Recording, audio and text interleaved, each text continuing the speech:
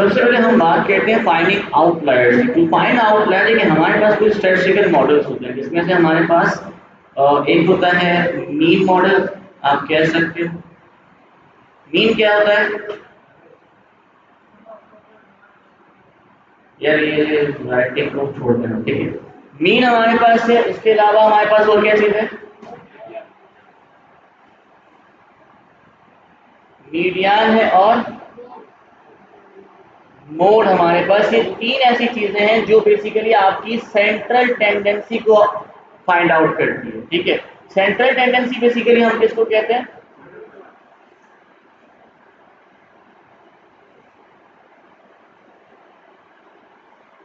Central point के लिए basically ये काम करता है। फॉर एग्जाम्पल अगर आपके पास एक डेटा है, जैसे कि मैं यहाँ पर एक ड्रॉ करने की कोशिश करता हूँ।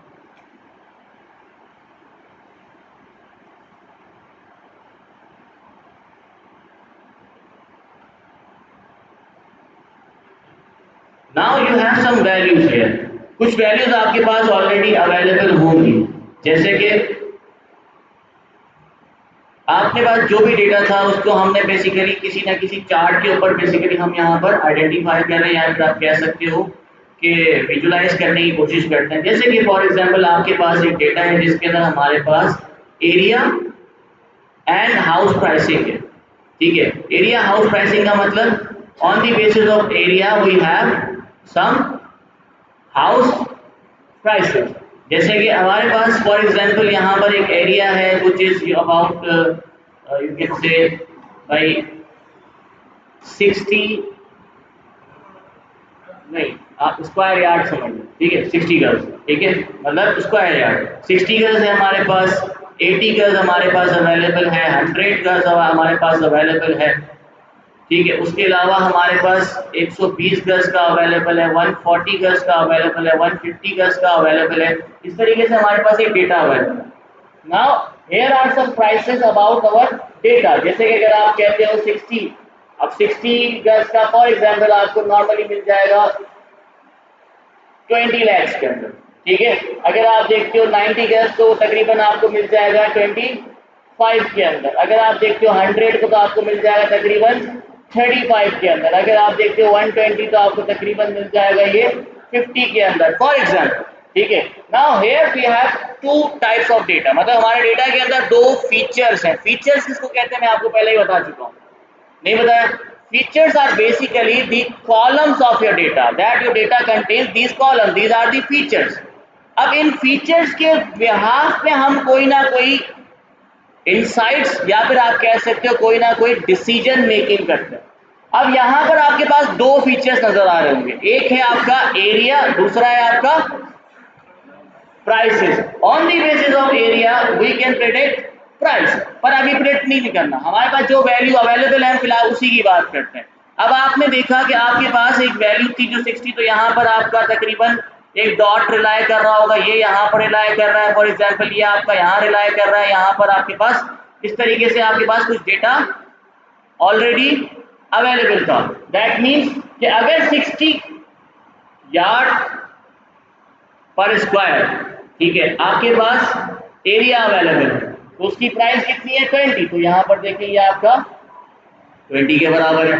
अगर आप देखते हो 90 यार्ड्स है तो उसका मतलब ये कितने का होगा भाई 25 के तकरीबन का होगा। अगर आप देखते हो ये 100 है तो 100 कितने का होगा 35 का होगा, तो ये आपका 35 हो गया। अगर आप देखते हो 120 तो यहाँ पर आपके पास वैल्यू क्या आ रही है 50, तो ये आपका इस तरीके से कंप्लीट डेटा ऑलरेडी आपके पास अवेलेबल है।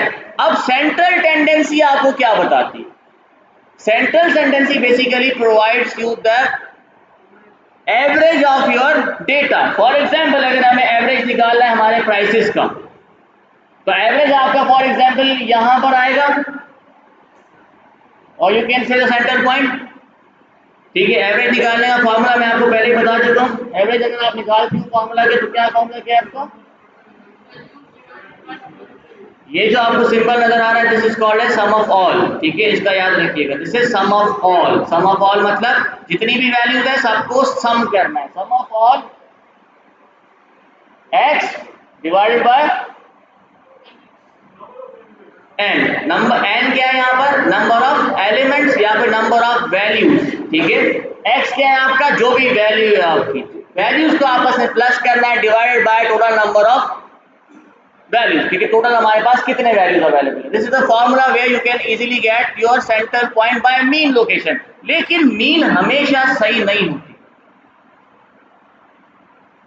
क्यों नहीं होती, मैं कल भी आप लोगों को बता चुका हूं। Because if your data contains any outlier, outlier किसको कहा जाता है,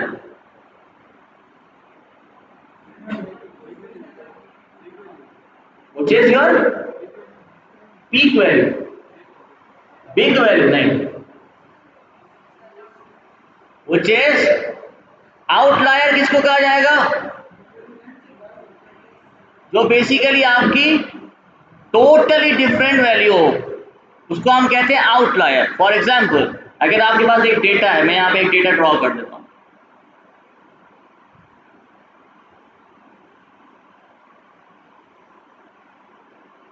एरिया एंड प्राइस, ठीक है। ये दो आपके पास वैल्यूज अवेलेबल है।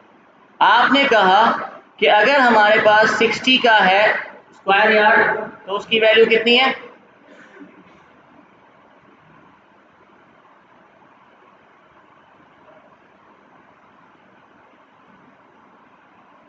ठीक है, ये हिल जाता है यार। खैर 80 का आपके पास कितने का मिल जाएगा हाउस, 25। अगर आप कहते हो 100, तो 100 का आपको तकरीबन 35 लगा लेता हूँ, ठीक है। अगर आप देखते हो यहाँ पर 120, तो 120 का आपको तकरीबन 50। अब आपके पास है 140। अब यहाँ पर आपने देखा कि 140 तकरीबन मिल जाएगा आपको, 55 का लगा लेते हैं, ठीक है।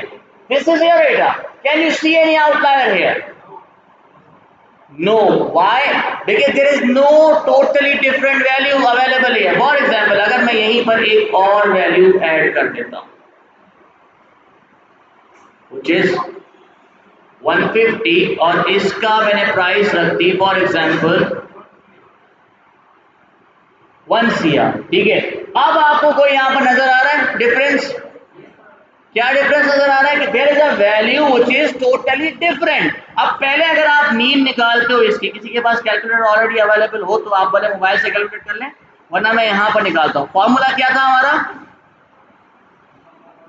Sum of all. तो सबसे पहले हम निकालेंगे, पहले क्या है, 20 प्लस 25 प्लस 35 प्लस 50 प्लस 55, ठीक है। वो 280 कहां से आएगा, कितना है ये, डिवाइडेड बाय 1 2 3 4 एंड 5, क्या वैल्यू आती है,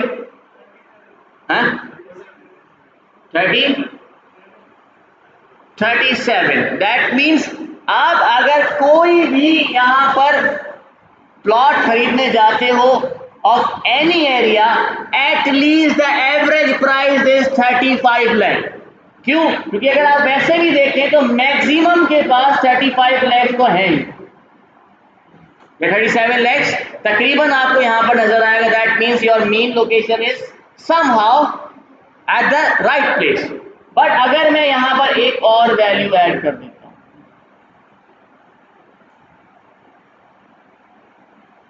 अब क्या आता है, डिवाइडेड बाय 6, हाँ, या चलो इसको 1000 कर दो। अब बताओ,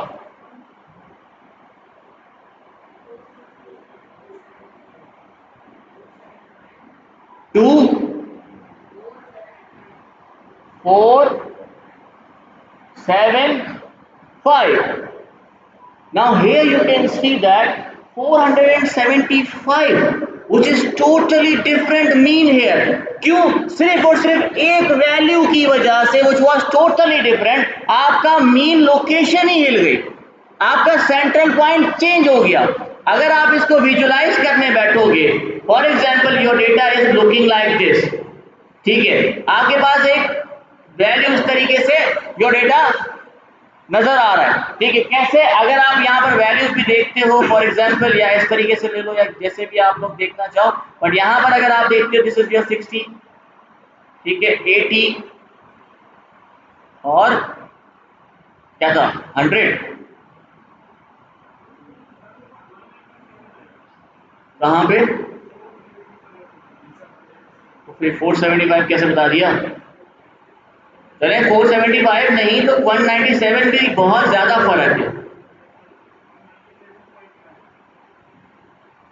197.5 इज ऑल्सो चेंज, क्योंकि अगर आप देखोगे सिर्फ एक वैल्यू की वजह से आपकी बाकी सारी वैल्यूज के हिसाब से आपका mean location is totally different, ठीक है। इस तरीके से आप आउटलायर्स आइडेंटिफाई कर सकते हो। क्यों? क्योंकि अगर आपका मीन लोकेशन बिल्कुल चेंज आएगी, that means there is some problem in your data. तो हम कभी भी मीन के ऊपर, सिर्फ मीन के ऊपर रिलाय नहीं करते। For that reason we have something more which is median. अगर आपके पास कभी ऐसा होता है कि आपके पास कोई आउटलायर अवेलेबल है, आपके पास कभी भी सेंट्रल पॉइंट सही नहीं आएगा, तो इसलिए हम चले जाएंगे कहां पर, मीडियन की तरफ। अब मीडियन कैसे काम करता है? एग्जैक्टली जब आप मीडियन अप्लाई करोगे तो वो क्या करेगा, आपकी कंप्लीट एरे या लिस्ट को पहले सॉर्ट करेगा, फिर उसके बाद जो उसका सेंट्रल लोकेशन होगी, there's a difference between here.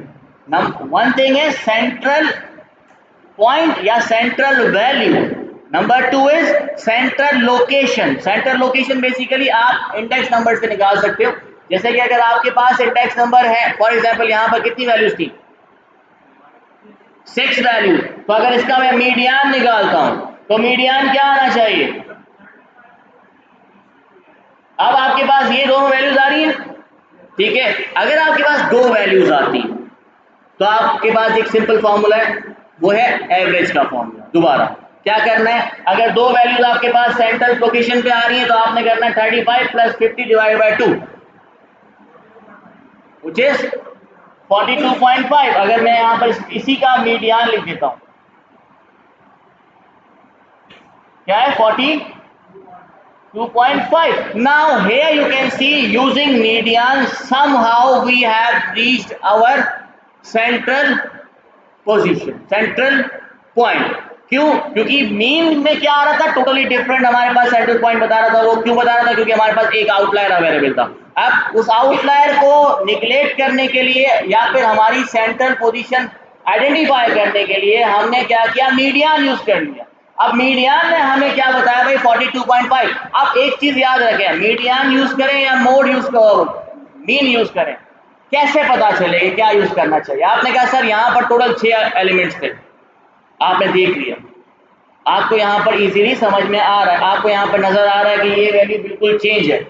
और अगर फॉर एग्जांपल हमारे पास कोई डेटा आता है, मिलियंस में डेटा है, या चलो एटलीस्ट थाउजेंड्स में आपके पास डेटा है, how will you identify which data is outlier here?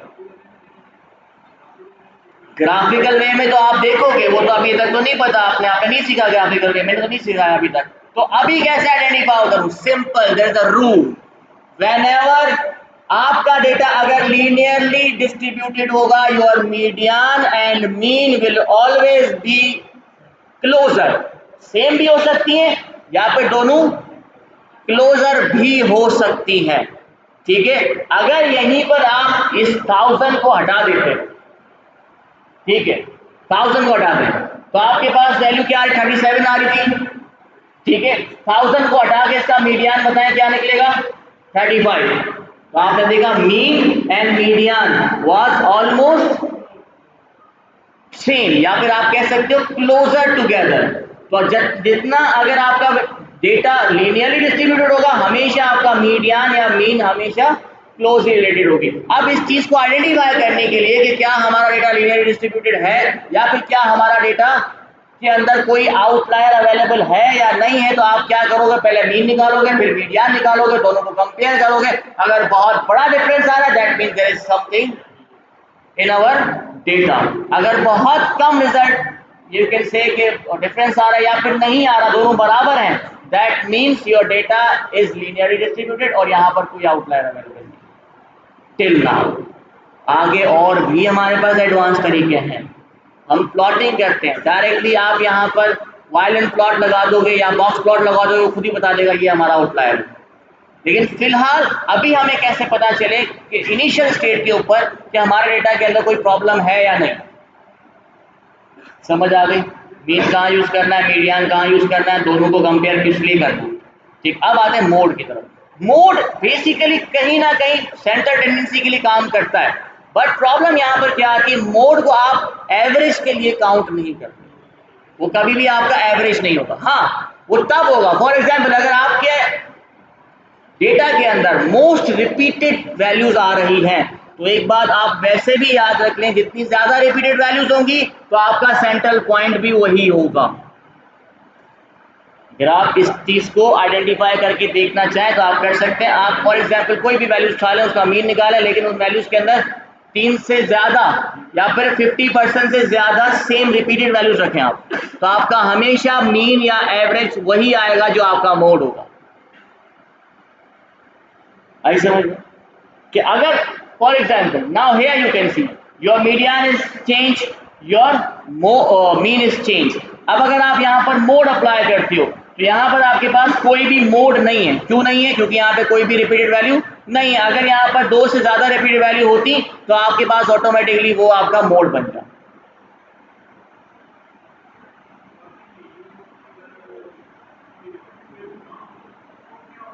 कुछ भी नहीं आएगा, मोड जीरो आएगा। ठीक है, समझ आए कहाँ मीन यूज करना है, कहाँ मीडियन यूज करना है, कहाँ मोड यूज करना है, ये समझना। अब आते हैं थोड़ा सा लीनियर अलजेब्रा की तरफ।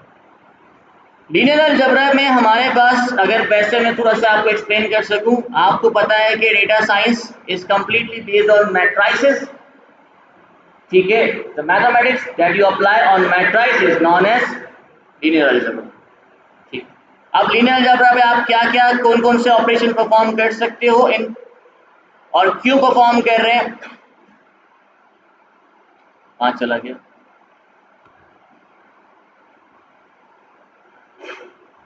Number one, dot product. Why we want to do dot product? The mathematician. Dot product क्यों करते हैं? करते हैं स्टैंडर्ड प्रोडक्ट। बेसिकली अगर आप चाहते हो डॉट प्रोडक्ट निकालना चाहते हो अपने मैट्रिसेस का, पहले डॉट प्रोडक्ट समझ लें। डॉट प्रोडक्ट ऐसे नहीं होता कि आपने 2 वैल्यू दे दी, आपस में मल्टीप्लाई हो गया। ठीक है, उसको आप मल्टीप्लाई कहते हो। Dot product is something else. अब डॉट प्रोडक्ट में बेसिकली क्या बनता है? फॉर एग्जाम्पल मैं यहाँ पे कोई एक एग्जाम्पल आपको करके दिखा देता हूँ।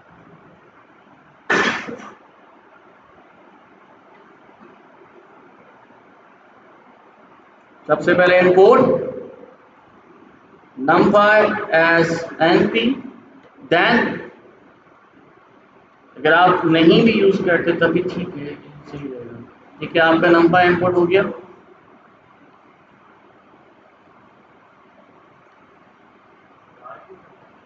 जी, और यहाँ पर हम 2 एरेज बना लेते हैं। ठीक है, ताकि इजीली कंपेयर कर सकें। जी, कोई सवाल कर रहा है?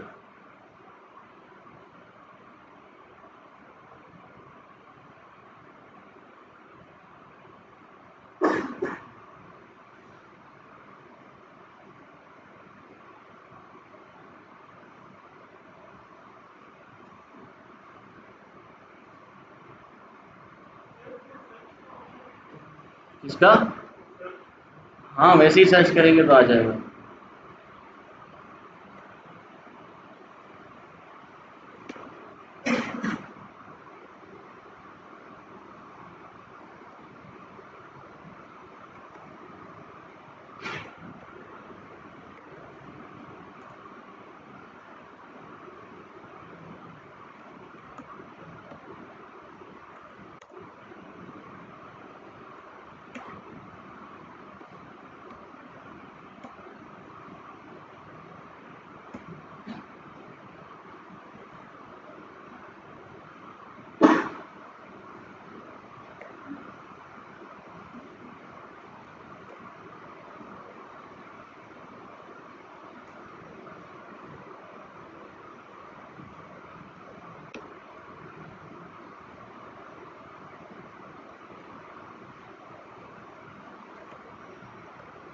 दो एरेज बना लेते हैं हम यहाँ पर।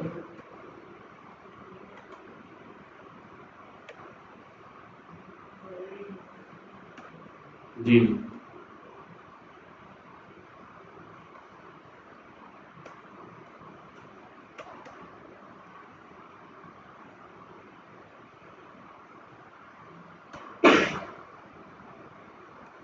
इसको प्रिंट भी कर देता हूँ मैं साथ में ताकि हमें नजर आ जाए।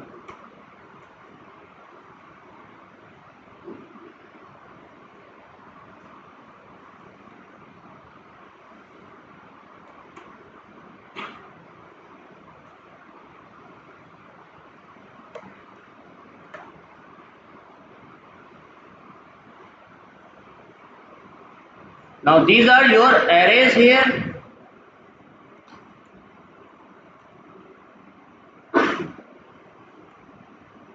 ठीक है, अब आपको इजीली नजर आ रहा होगा यहाँ पे।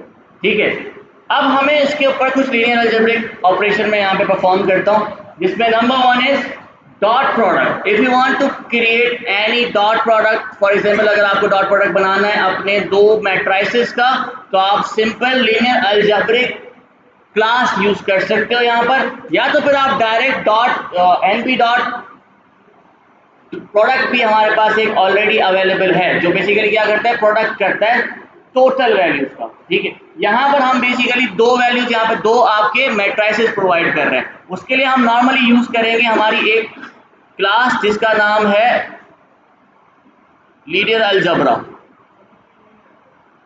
डॉट प्रोडक्ट निकालने तो दो,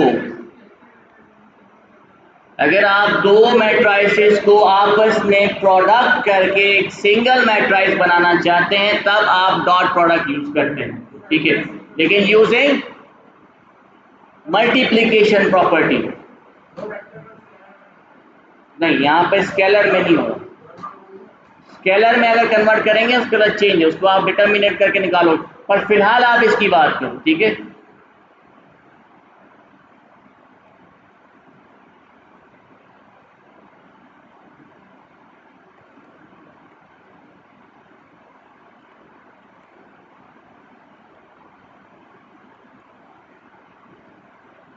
चल रहा है।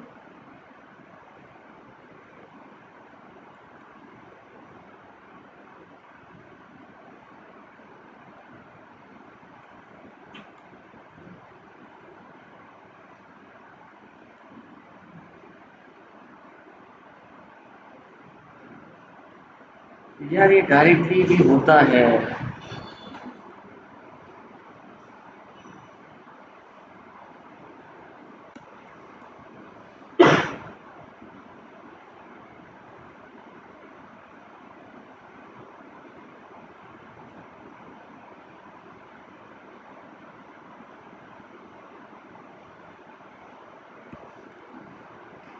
Now here you can see your dot product which basically converted two matrices into one। लेकिन यहाँ पर एक यू कैन से रूल अप्लाई होता है। ठीक है, डायरेक्टली ऐसा नहीं होगा कि आपने देखा कि 1 को मल्टीप्लाई किया 2 के साथ तो ये तो 2 हो गया, फिर यहाँ पे 14 कैसे आया।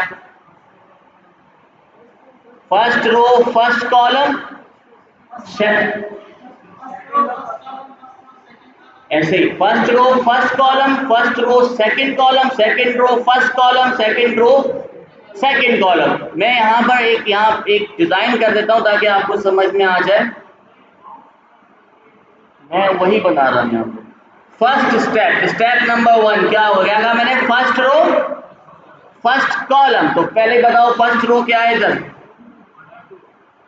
1 2, दूसरे का फर्स्ट कॉलम।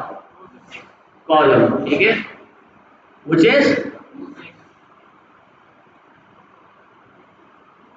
6। अब यहां पर पहले इन दोनों की मल्टीप्लीकेशन होगी, फर्स्ट रो फर्स्ट कॉलम के साथ। वही बताओ, करने तो दो, मुझे तो बोलने दो, मुझे पता है मैथमेटिशियन यहाँ पे बैठा हुआ है। दिस इज योर, या फिर आप यहाँ पर ये भी कह सकते हो पहले की फर्स्ट रो एंड सेकंड की फर्स्ट कॉलम। ठीक है, फर्स्ट रो फर्स्ट कॉलम। अगर ऐसे समझ में नहीं आया तो आप यहाँ पर ये भी लगा सकते। आगे अब इसको सॉल्व करते हैं। सॉल्व करने के सबसे पहले क्या करेंगे, अब बताओ कैसे। 1 मल्टीप्लाई बाय, ऐसे नहीं करते, ऐसे लगाते हैं 2, फिर आपका आ जाएगा प्लस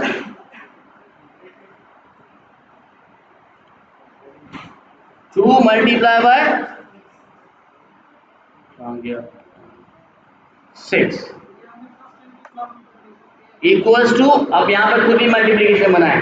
1 मल्टीप्लाई बाय 2 क्या बना, प्लस 2 मल्टीप्लाई बाय 6 क्या बना, 12, 12 प्लस 2 14। तो फर्स्ट एंट्री आपकी क्या आ गई, 14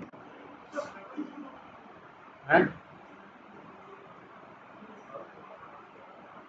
ये आ गई ना 14। ये कह रहा है फर्स्ट रो फर्स्ट कॉलम, ये हटा देता हूं ये, अब सही। वो इंडेक्स के हिसाब से मैंने आपको बताया था, नहीं समझ में आ रहा तो ये ऐसे लगा लें आप कि array 1 array 2,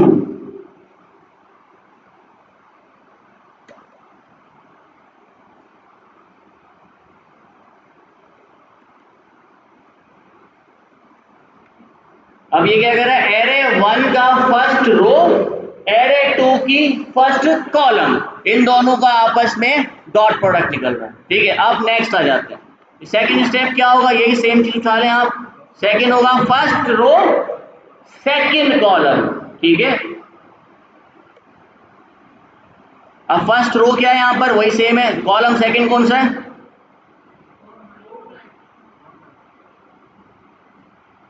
second column 4 9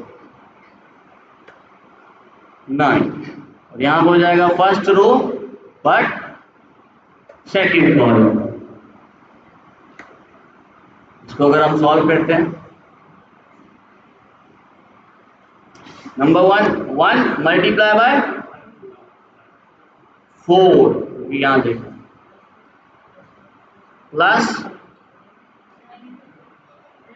2 multiply by 9 which is equals to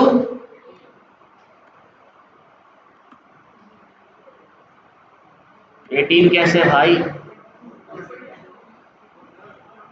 4 plus 18 कितने में, 22 है ना, तो 18 क्यों कह रहे हो।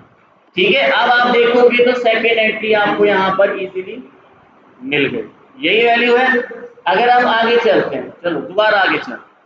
अब नेक्स्ट वैल्यू, अब ये तो हो गया फर्स्ट रो फर्स्ट कॉलम हो गया, फर्स्ट रो सेकंड कॉलम हो गया। अब जाएंगे सेकंड रो फर्स्ट कॉलम के पास।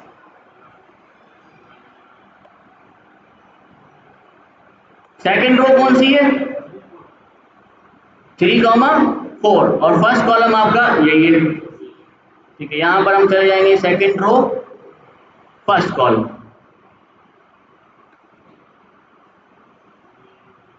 अब इसकी कैलकुलेशन बताएं कैसे होगा, 3 multiply by 2 plus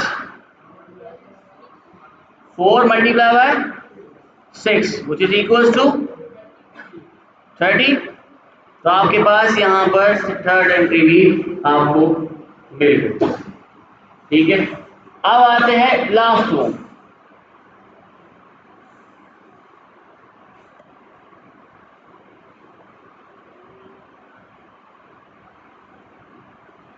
which is second row second column. Second row क्या है, 3 4, सेकेंड कॉलम तो यही है मेरे ख्याल से। अब इसको सॉल्व करें,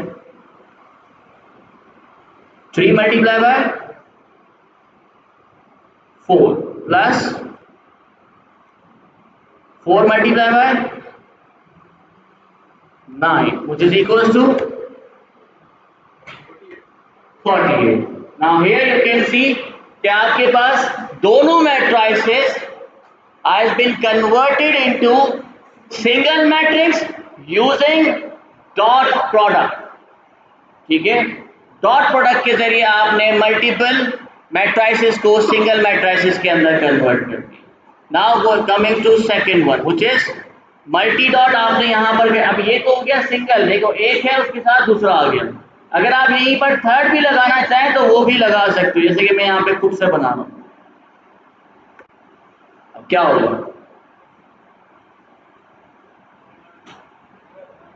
मैं इसको कॉपी कर लेता हूँ ताकि ये खराब ना हो।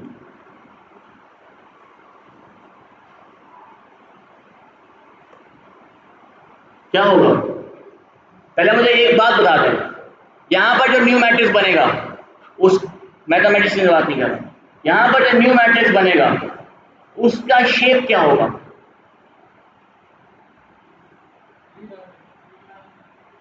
थ्री डायमेंशन तो हो ही नहीं सकता ना, 2x2 जिस तरह पहले हुआ था ऐसा ही है। नहीं, ये कहाँ पर मैंने क्लोज नहीं किया, देखो ये ओपन हुआ,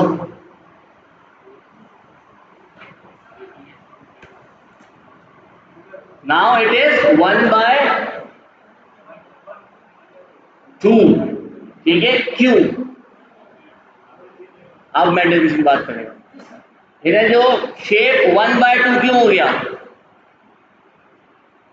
मैंने मल्टी डॉट प्रोडक्ट निकाला है ऑफ 3 एरेज।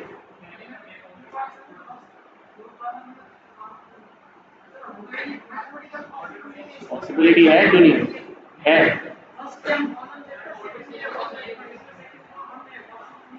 है ना, क्यों नहीं है? ऑर्डर सेम की बात नहीं है। यहाँ पर बेसिकली क्या होगा, जब आप कन्वर्ट कर रहे हो, मल्टी डॉट प्रोडक्ट कर रहे हैं हम, ठीक है, आप सिंगल डॉट प्रोडक्ट निकालते हो, जो वैल्यू दोनों की बराबर होनी चाहिए आपके पास वैल्यू आ जाएगी, ठीक है। लेकिन जब आप मल्टी डॉट की बात कर रहे हो, यहाँ पर ये ऑटोमेटिक भी जो आपका लास्ट या फिर कोई जो भी लीस्ट हो, अगर फॉर एग्जाम्पल फर्स्ट में लगा देता हूँ 2, तो एरर देना शुरू कर देगा, क्योंकि वहां पर वो कभी भी मैच नहीं करेगा। लेकिन क्योंकि मैंने यहाँ पे लास्ट प्रोवाइड किया है, now it is been converted into 1/2 of matrix, ठीक है। अगर हम इसको सॉल्व करने की कोशिश करते हैं, तो पहले तो आपके पास ये वैल्यू, इसकी वैल्यू जो थी, ये तो आपके पास है ना, इसको मैं प्रिंट कर देता हूँ।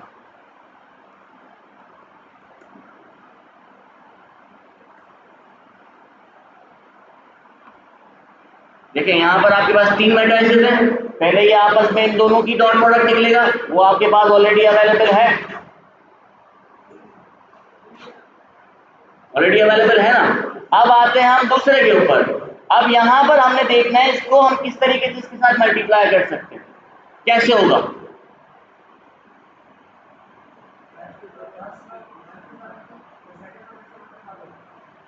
एग्जैक्टली ऐसे ही होगा, first row first column, second row first column, मतलब एक ही कॉलम है हमारे पास,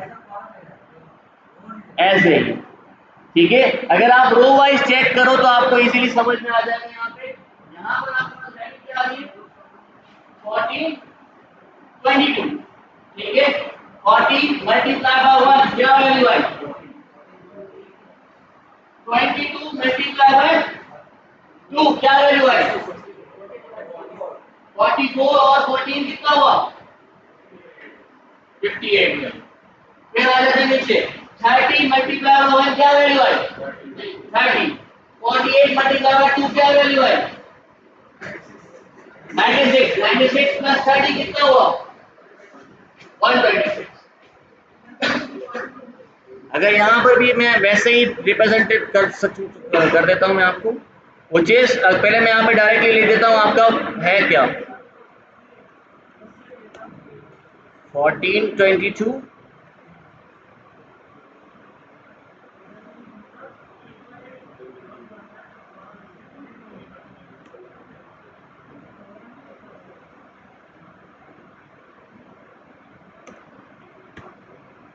और ये वैल्यू क्या है, 30,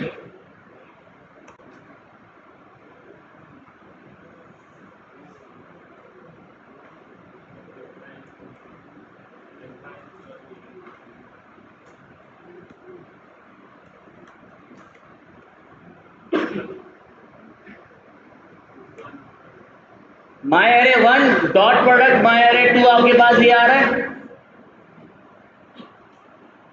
यहां पर देखिए ना, यही है ना, रिप्रेजेंटेशन कर रहा हूं ताकि इसीलिए आप लोगों को समझ में आ जाए। अब फॉर एग्जाम्पल आपके पास यहां पर वैल्यू किस तरीके से आएगी, फर्स्ट रो क्या है,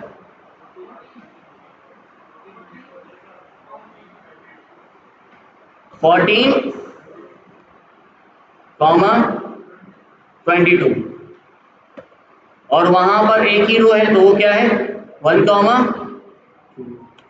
ठीक है, अगर हम इसको कैलकुलेट करते हैं तो यहां पर क्या आ जाएगा, 14 multiply by 1 plus 22 multiply by 2 which is equal to 58। एक वैल्यू आपके पास आ गई, दूसरी पे आ जाता है। नाउ सेकंड रो क्या है, यहां पर हमारे पास 30 कॉमा 48,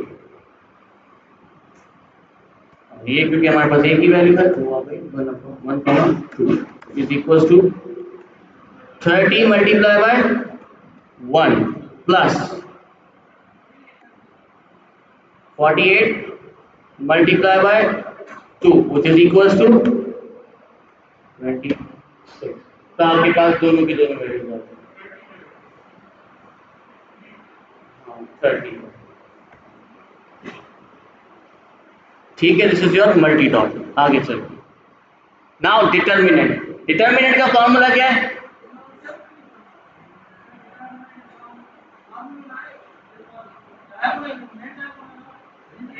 वही बता रहा हूँ, यहाँ निकाल के दिखा दूंगा, इनको समझ में नहीं आएगा।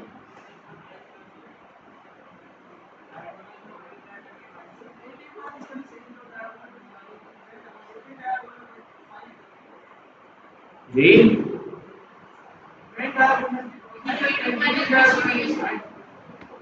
वही दिखाना चाह रहा हूँ आपको, ये देख लो आप डिटर्मिनेंट कैसे फाइंड आउट किया जाता है। ठीक है, अब डिटर्मिनेंट फाइंड आउट करने का सिंपल तरीका है, आपने डायगोनल बेसिकली मल्टीप्लाई करना है किसी भी एक मैट्रिक्स का। ठीक है, यहाँ पर मल्टी मैट्रिक्स नहीं हो रहा है, एक ही मैट्रिक्स की बात की जा रही है।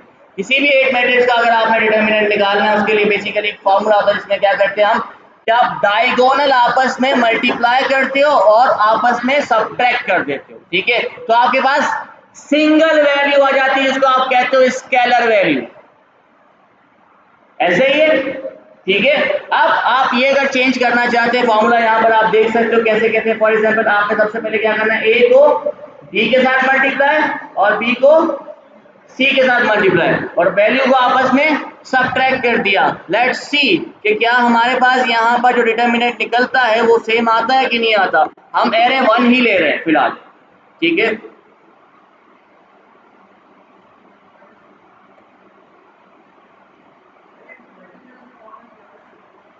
जी मल्टीप्लिकेशन फॉर्मूला क्रॉस मल्टीप्लिकेशन कहते हैं।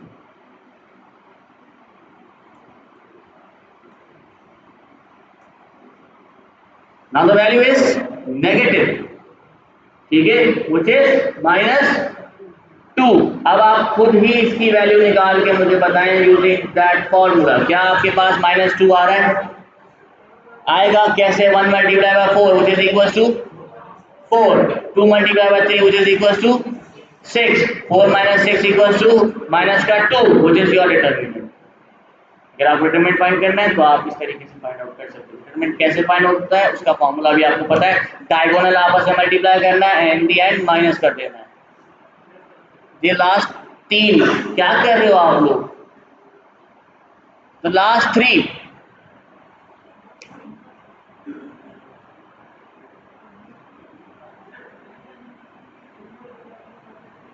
क्या कर रहे हो, चार्जर, ये कौन पड़ेगा, डिटरमिनेंट कैसे निकालते हैं,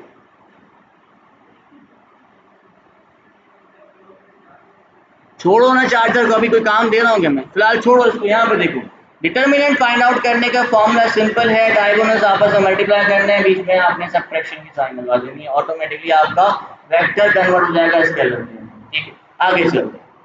the next one is inverse matrix. It is as simple as that. What is inverse matrix?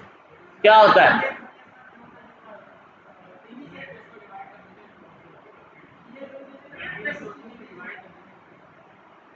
इससे डिवाइड करते हैं किसको? एग्जैक्टली आप कह सकते हो कि आप मैट्रिसेस को डिवाइड कर रहे हो। यहां पर किससे डिवाइड कर रहे हो? Let's see. सबसे पहले फॉर्मूला निकाल ताकि आप लोग इजी समझ में आ जाए। इनवर्स ऑफ अ मैट्रिक्स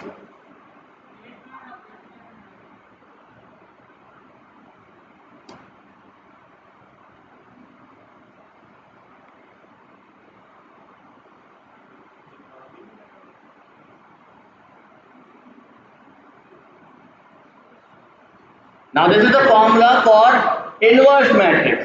अब पहली बात इसको हम किससे डिनोट करते हैं? ए इनवर्स या फिर मैट्रिक्स -1 आप ऊपर लगा ताकि आप ये डिनोट कर सको कि आप बेसिकली इसको इनवर्स निकालो।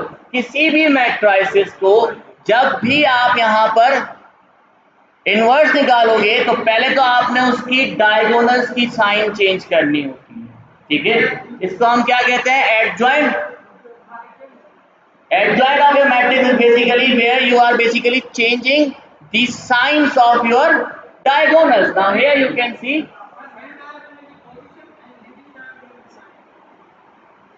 बोलने तो दो, मुझे तो बोलने दो, पूरा बताऊंगा ना तभी बता पाऊंगा ना। ऐसे कैसे मैं सीधा सीधा बोल दूंगा? ये कहाँ समझ पाएंगे? यहाँ पे देखो, डायगोनल्स की आपने साइन चेंज कर, लेकिन यहाँ पर हमारे पास दो डायगोनल्स होते हैं।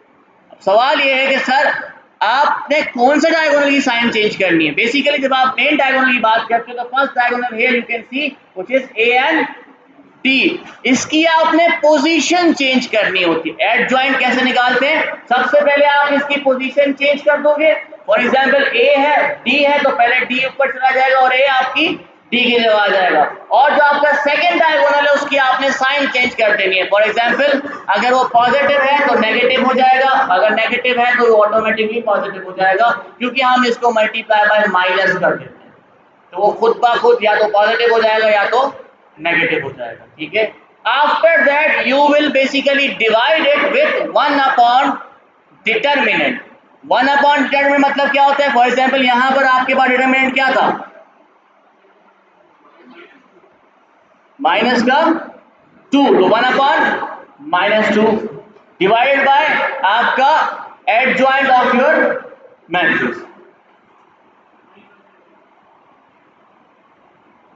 ये फॉर्मूला याद रखिए। ये आपने देखा A D minus B C, ये फॉर्मूला पहले देखा, किसका फॉर्मूला है ये? तो अगर मैं इसको इस तरीके से लिखता हूं, फॉर एग्जाम्पल अगर मैं इसको इस तरीके से लिखता हूं 1 upon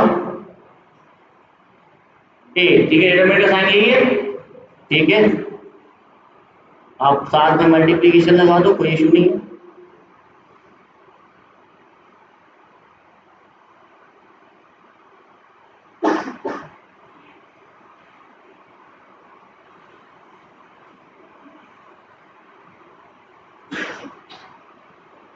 now this is the formula for determinant. ठीक है, अब अगर आप वैल्यूज हम यहाँ पर पहले यहाँ पे सॉल्व कर लेते हैं अपनी तरफ से, उसके बाद हम प्रोग्रामिंग में चेक करेंगे। वैल्यू उठा लेते हैं, कौन सी है? 1 2 3 4। इसी वैल्यू को हम यहाँ पर यूटिलाइज करके देखते हैं कि क्या हमारे पास रिजल्ट सेम आते हैं कि गलत आते हैं। फॉर एग्जाम्पल 2 से स्टार्ट, कोई सी भी वैल्यू उठा लो, रिजल्ट तो चेंज आएगा, उसके हिसाब से आएगा। चलो चेंज नहीं, चेक यहाँ पर जो है उसके हिसाब से बताओ ना ताकि हम कर लें। ये 2 4 6 9 कर दूं, 2 4 6 9। Now this is your, you can say a, या फिर आप कह सकते हो your matrix which is 2 4 6 and 9। ठीक है, अब हमें क्या क्या चाहिए? एक इनवर्स चाहिए और एडजॉइंट चाहिए।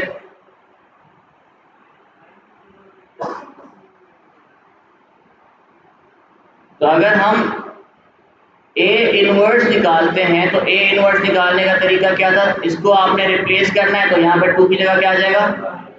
9 और यहाँ पे लिख देता हूँ, इनको रिप्लेस कर दिया। अब आप इस पे आ जाए, इसके साइन क्या है, पॉजिटिव है तो ये ऑटोमेटिकली आपकी हो जाएगी नेगेटिव, और ये अगर 6 पॉजिटिव है तो ये भी ऑटोमेटिकली आपकी नेगेटिव हो जाएगी, which is your A inverse.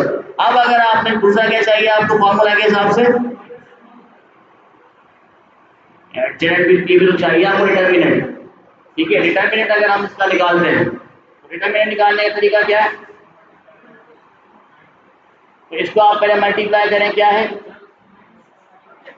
इसको, सर इसको मल्टीप्लाई करना, 2 मल्टीप्लाई बाय 9 व्हिच इज, लिख देता हूँ यहाँ पे वरना टेंशन हो जाएगा, 2 multiply by 9 minus 4 multiply by 6 which is equals to 18 minus ये क्या है 6 और 4 which is equals to minus का 6, ठीक है। समझ आ गई, सवाल तो नहीं अभी तक इसमें। अब इसको आप फॉर्मूले में पुट कर दो, ठीक है। अगर मैं इसको फॉर्मूले में पुट कर देता हूँ, व्हिच इज 1 अपॉन माइनस का 6 मल्टीप्लाई बाय इनवर्स, इनवर्स क्या है आपका 9 2 माइनस का 6, ठीक है। अब क्योंकि बीच में कौन सी साइन है, मल्टीप्लीकेशन, तो सबके साथ एक एक मल्टीप्लाई हो जाएगा ये ऑटोमेटिकली, तो आपके पास मैट्रिक्स इस तरीके से नजर आएगा, which is 9 multiply by 1 upon minus 6, ये क्या है माइनस का 6 मल्टीप्लाई बाय 1 अपॉन माइनस का 6, ठीक है।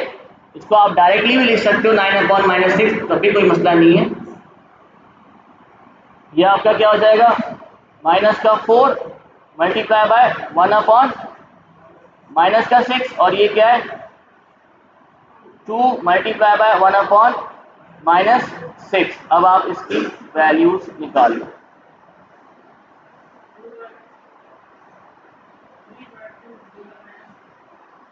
इसका क्या है 9 अपॉन 9 को डिवाइड कर दो माइनस 6 के साथ, क्या आता है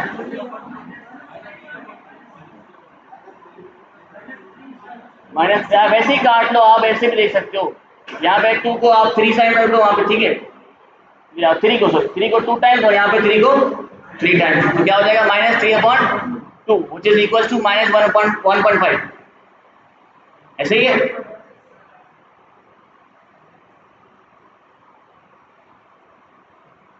माइनस 1.5 और इसकी वैल्यू क्या है जी, तो माइनस खत्म हो गया, प्लस का 1, ठीक है, क्योंकि माइनस माइनस भी यहाँ पर कैंसिल हो गया, इधर भी माइनस माइनस कैंसिल हो गया, 4/6 मतलब 2/3, 2/3 का मतलब, चलो इसको छोड़ो 2/3 रख दो, 6 बढ़ता जाएगा, एंड नहीं होगा, 6 बस 2 दफा लिख दिया, आगे खुद ही कर देगा 2/6, तो ये क्या हो जाएगा आपका 1/3 मुझे 0.3333, ठीक है, माइनस 0. दिस इज योर, इसे वैसे इसको इस तरीके से नहीं डिनोट करते हम, बेसिकली विदाउट इसको स्क्वायर ब्रैकेट यहाँ पे इस्तेमाल नहीं करते, सिंगल लाइन इस्तेमाल करते हैं, वो भी लगा देता हूँ ना, फिर बोलोगे सर आपने तो कुछ और कहा था।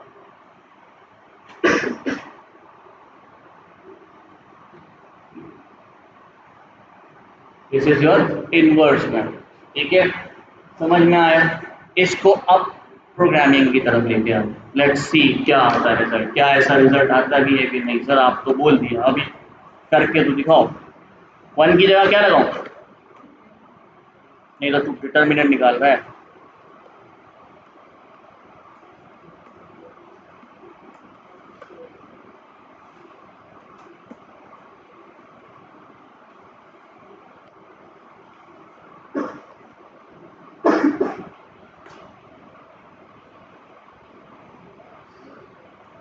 क्या सेम वैल्यू आपके पास आ गई या कहीं आपको कोई चेंजेस नजर आ रही हैं, that means how you can find your inverse. आपने फॉर्मूला भी देख लिया, और इतना टाइम हमारे पास है नहीं कि हम फॉर्मूला अप्लाई करें, आप डायरेक्टली एक मेथड यूज कर सकते हो which is linear algebra dot inverse of matrix, ठीक है, इनवर्स मैट्रिक्स निकाल सकते हैं आप।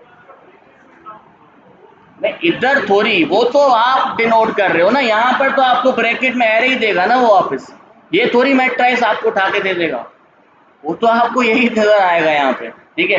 हाँ अब उसको आप डिजाइन करना चाहें डिजाइन कर लें, वैसे वैसे बोल रहा हूँ कि जब आप सिंबॉलिकली आइडेंटिफाई करते हो तो आप सिंगल लाइन में, इसलिए कोई सवाल है तो पूछ सकते हैं।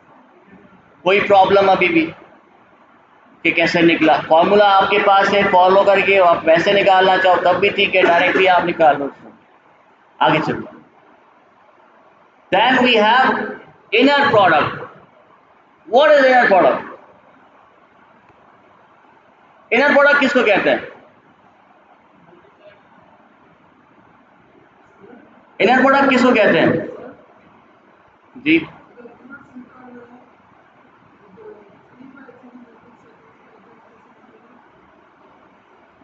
किसका? तो वहां पर हम पहले 2/2 उठाते हैं, फिर 3 उस बाकी के उससे कन्वर्ट करते हैं। जैसे आपने डिनोमिनेटर में क्या किया था, और मल्टी डॉट में क्या किया था, पहले आपने 2 का अलग निकाल लिया, फिर उसके बाद तीसरे के साथ कर लो। ये तो कैलकुलेशन के टाइम पे, ये आपको डायरेक्ट ही निकाल के दे दे, पर होगा वो किसमें?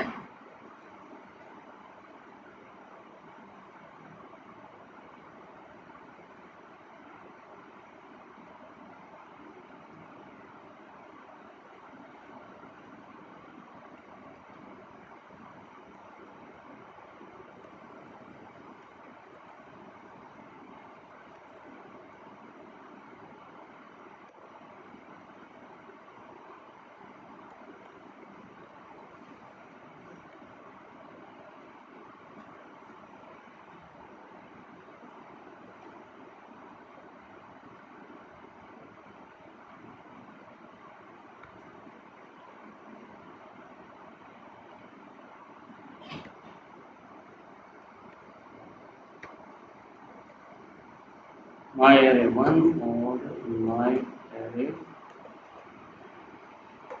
2 को हम निकाल लेते हैं इनर मैट्रिक्स इसका। Now this is the inner matrix of your array 1 and array 2. What is the difference between dot product and inner matrix? इसमें फर्क क्या है? तो उसमें भी तो प्लस ही कर रहे थे, उसमें क्या माइनस कर रहे थे?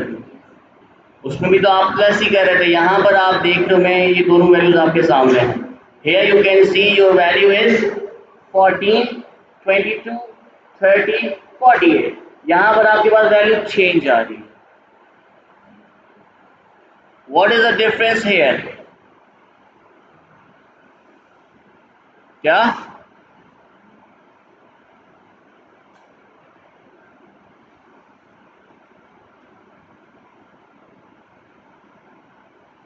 नाउ हेयर बेसिकली हम क्या करेंगे, हमारे यहाँ भी प्लस कर रहे हैं, वहां पे भी प्लस ही कर रहे थे। ये देखो ना, आप इधर इधर देखो, इसमें भी तो आप प्लस ही कर रहे हो ना, इधर भी प्लस ही कर रहे हो।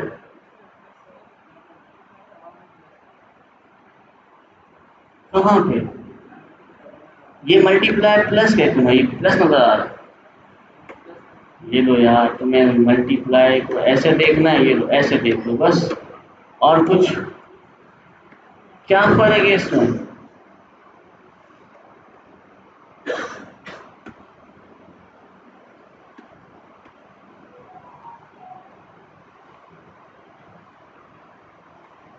वन एंड टू क्या है ये? First row. 2 and 4 क्या है? First row. जब आप लोग डॉट प्रोडक्ट निकाल रहे थे, फर्स्ट रो फर्स्ट कॉलम के साथ निकाल रहे थे। जब आप इनर प्रोडक्ट निकालोगे तो आप first row with first row के साथ निकालोगे। यहाँ फॉर एग्जाम्पल, अगर यहाँ पर फर्स्ट रो क्या है? 1 2, ठीक है, 1 मल्टीप्लाई बाय यहाँ पर सेकंड वाले की फर्स्ट रो क्या है? 2 4। मैं इसको इस तरीके से लिख देता हूँ ताकि इजीली आपको समझ में आ जाए। मैं फिर भी लिख देता हूँ, ये फर्स्ट रो आपकी क्या है? 1 2। फर्स्ट रो दूसरे वाले एरे में क्या है? 2 4।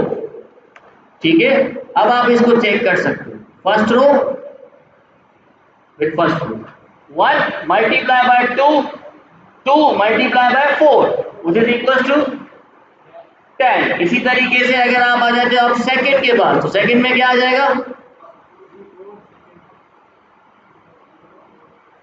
First row with second row. अब यहाँ पे फर्स्ट रो क्या है आपकी 1, 2 और सेकंड रो आपकी क्या है 6, 9. ठीक है, आ गया.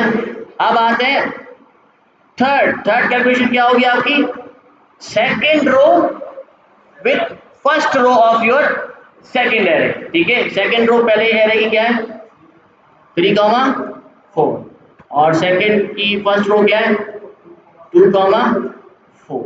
तो ये आपके यहाँ पर आप कैसे निकालोगे, second row with second row. ठीक है, तो सेकंड रो आपके फर्स्ट एरे की क्या है 3, 4 और ये आपका हो जाएगा 6, 9. Now you can easily compare your results. What is inner matrix and what is dot product. जब आप डॉट प्रोडक्ट निकालते हो तो first row with first column के साथ चलते हो, मतलब रोज मल्टीप्लाई बाय कॉलम्स. जब आप इनर प्रोडक्ट निकालते हो तो आप रोज मल्टीप्लाई बाय रोज की तरफ जाते हो.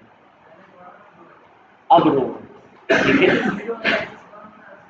वैसे ही समझ लो, जैसे भी समझना है ऐसे समझ लो.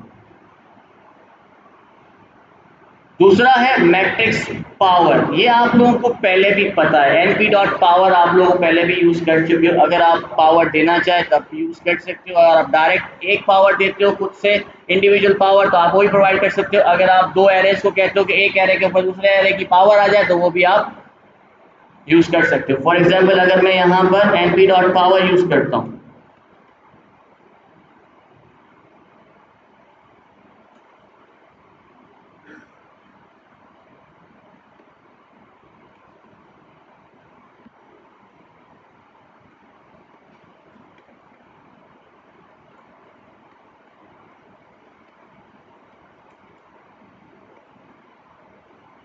तो ये आपके पास फर्स्ट एरे के ऊपर सेकंड की पावर आ गई. अब आ जाते हैं फॉर एग्जांपल आपके पास कोई दूसरी पावर लगानी तो आप वो भी यहाँ पे लगा सकते. तो ये पावर 2 के साथ आ गया. Here you can see that 1 power 2 is always 1, 2 power 2 is always 4, 3 power 2 is 9, 4 power 2 is 16. तो अगर आप पावर प्रोवाइड करना चाहें तो यहाँ से आप डायरेक्टली पावर प्रोवाइड कर सकते हैं. ये आपको पहले से ही मालूम है. इसमें कोई भी सवाल है तो आप पूछ सकते हैं. इसमें कोई भी सवाल है तो आप मुझसे पूछ सकते हैं. ठीक है, अब आते हैं द मोस्ट इम्पॉर्टेंट पार्ट जिस पे आपका कंप्लीट टास्क इस हफ्ते का बेस करेगा. तो काइंडली इसको अच्छी तरीके से सुनिए. अभी तक आपने मीन के बारे में समझने की कोशिश की. What was mean, it was the average value. But हमारे पास दो तरीके की मीन्स होती, ठीक है, अलग भी होते और भी है हमारे पास, पर बेसिकली हमारे पास 2 types of means are there. Number 1 is arithmetic mean, number 2 is geometric mean. अब अरिथमेटिक मीन और ज्योमेट्रिक मीन में फर्क क्या है, हार्मोनिक भी होता है. ठीक है, फिलहाल मैं ज्योमेट्रिक की बात कर रहा हूँ. अरिथमेटिक भी है, ज्योमेट्रिक भी है, हार्मोनिक मीन भी है. हमारे पास डिपेंड करता है on the sequence that you have. जो आपके पास सीक्वेंस है उसके हिसाब से आप यहाँ पर इसकी एवरेज निकालते हो, मीन एवरेज निकालते हो. अब एक होता है आपके पास अरिथमेटिक मीन, दूसरा है आपके पास geometric mean. What is the difference between arithmetic and geometric? क्या मालूम करते हैं? रेट ऑफ चेंज मालूम करते हैं. ठीक है, ज्योमेट्रिक में. और अरिथमेटिक में exactly whatever the average you are basically getting, that is your arithmetic average, जो अभी तक आप लोग यूज कर रहे थे मीन के दरमियान. जब आप ज्योमेट्रिक मीन की बात करोगे यहाँ पर बेसिकली हम rate of change between two values के यहाँ पे बात करते हैं. रेट ऑफ चेंज मतलब अगर एक वैल्यू है तो कितनी बार या कितना चेंज आया है उसमें जो सेकंड वैल्यू आपकी बिल्ड हुई. फॉर एग्जाम्पल मैं यहाँ पर एक एग्जाम्पल एक एरे बनाता हूँ या लिस्ट बना रहा हूँ. ठीक है, रेट ऑफ चेंज मैं आपको लिखा, for example I have a sequence of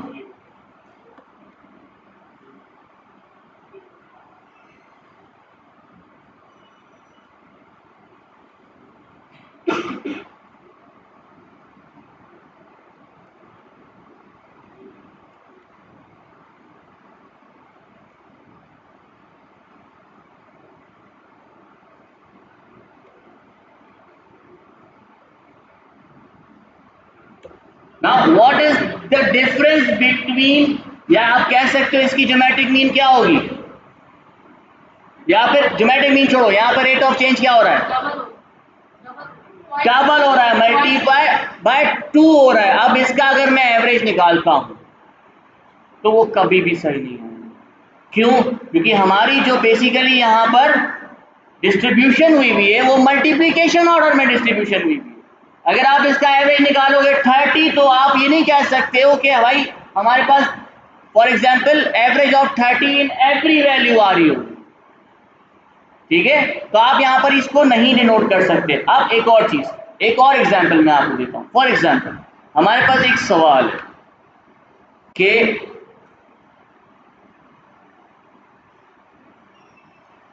I have a e commerce store, ठीक है, या फिर I have a business,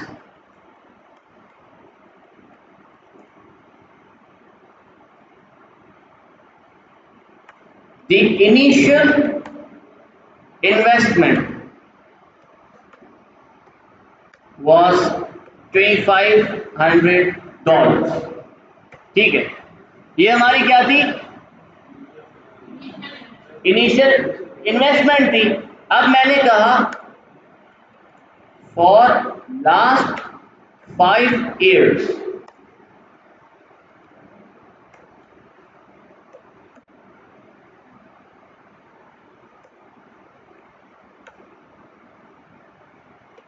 a profit of, पहले साल हमारे पास 25% का प्रॉफिट हुआ हमें, दूसरे साल हमें फॉर एग्जांपल 30% का प्रॉफिट हुआ, तीसरे साल मुझे नुकसान हो गया तो -10% का नुकसान हो गया मुझे, फोर्थ ईयर मेरे पास 100% का प्रॉफिट हो गया फॉर एग्जांपल मुझे, और फिफ्थ ईयर पे मुझे दोबारा से नुकसान हो गया 20% का। I need to know how much money I have या फिर in my account and is my company profitable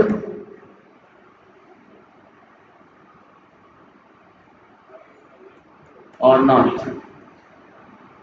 The question is, आप किसी भी कंपनी के साथ काम करते हो, फॉर एग्जांपल आप किसी ई कॉमर्स या किसी बिजनेस के साथ काम कर रहे हो, आपके पास इस तरीके के सवाल आ सकते हैं।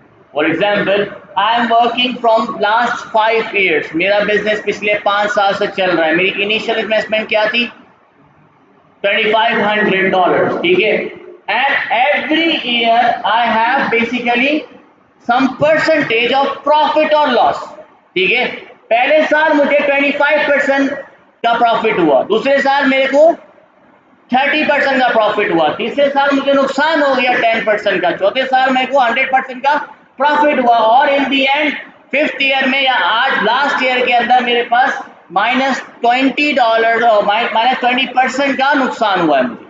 अब इसकी मुझे वैल्यू कैसे मिली?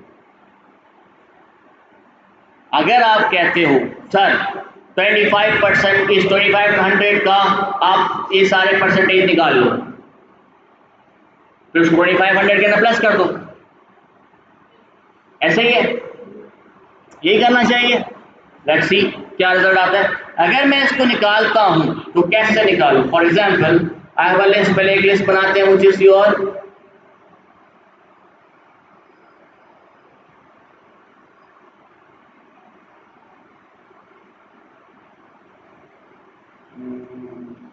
या फिर हम लिखते हैं प्रॉफिट, ठीक है, इक्वल यहाँ पर हम अपने लिस्ट बना लेते हैं, which is 25, ठीक है। अगर क्योंकि 25% है, अगर मैं इसको 0.25 लिखूं तो कोई प्रॉब्लम है? द लास्ट वंस, पीछे भी तो कुछ बोल रहे हैं आप लोग। 25% को 0.25 लिखूंगा, कोई प्रॉब्लम है? क्यों नहीं है?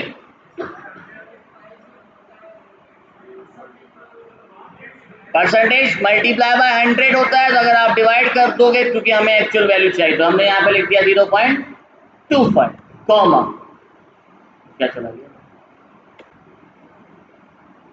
सेकेंड वैल्यू क्या है? आवाज क्यों नहीं आ रही? अरे तो 0 पॉइंट के हिसाब से बताओ ना, 30 या 3 लगा दें। नेक्स्ट क्या है? माइनस 0.10। फोर्थ क्या है? Direct 1, very good. और लास्ट क्या है? माइनस 0.20। अगर मैं इसको पहले तो नंबर एरर में चेंज कर देते हैं इसको,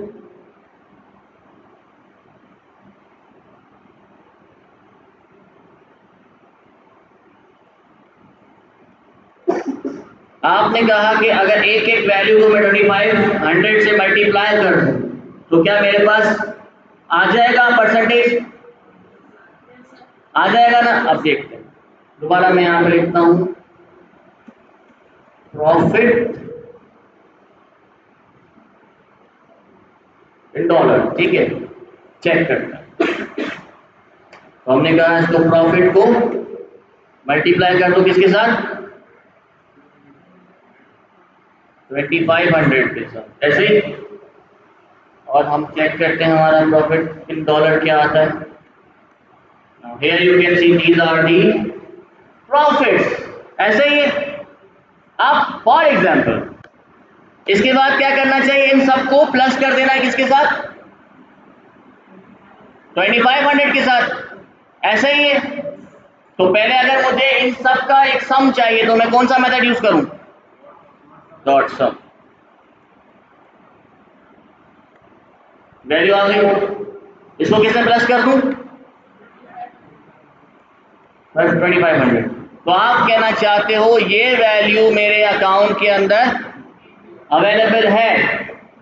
no, this is completely wrong. क्यों? क्योंकि लिसन हेयर, यहां पर देखें, सारे सुने, क्यों गलत है? क्योंकि मैंने क्या कहा यहां पर, हर साल मुझे ये प्रॉफिट मिला है, मतलब एक्चुअल इन्वेस्टमेंट क्या थी? 2500। पहले साल में क्या प्रॉफिट आया? 25% कितना है? 625। अगर आप 2500 प्लस 625 करो, क्या आएगा? 3125। उसका बाकी 30% आपको अगले साल प्रॉफिट मिला। आपने यहाँ पे क्या किया? आपने कहा जो भी 2500 के ऊपर प्रॉफिट बनता है उसको सम कर दो, इससे कभी भी आपकी एक्चुअल वैल्यू नहीं आएगी। क्यों? क्योंकि यहाँ पर आपकी जो सीक्वेंस है वो मल्टीप्लीकेशन डिफरेंस के ऊपर चल रही है। अगर मैं इसके हिसाब से अराउंड 6050 आना चाहिए, बिल्कुल सही बात है। अब उसको हम यहां पर कैसे परफॉर्म करें? कैसे करूं?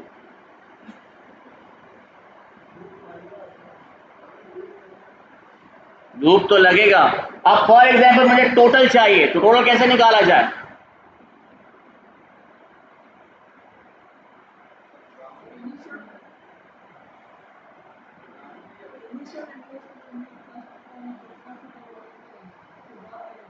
अगर आप इसको वैसे चलाते हो तब भी ठीक है।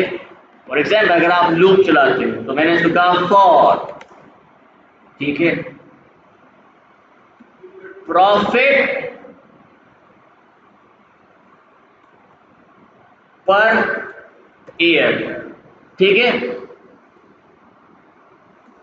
In profit. तो आपके पास 1 बाय 1 ये एक वैल्यू आ जाएगी।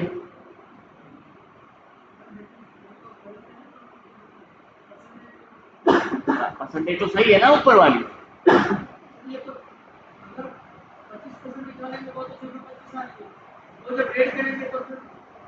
अभी निकालते ना उसका निकाल रहे, वही तो हाल दिखा रहा हूँ, वही करके दिखा रहा हूँ। सुनो तो सही पहले, आगे तो देखने की कोशिश तो करें। अब फॉर एग्जाम्पल हम यहाँ पर एक वैल्यू बना लेते हैं, पहले से वैल्यू बना, इसका नाम रखा आपने भाई टोटल अमाउंट, जो हमारे पास बैंक में है वो जो फिलहाल 0, ठीक है।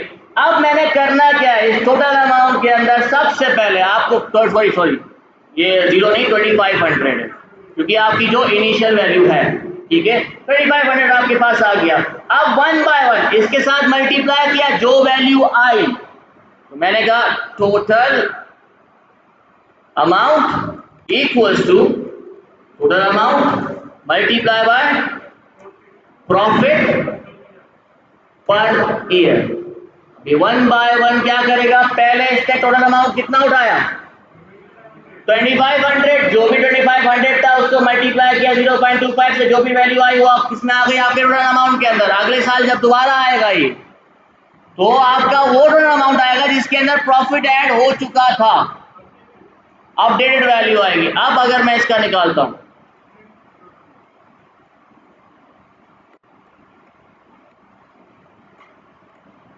तो आपके पास एक मिनट, ये क्या हुआ भाई,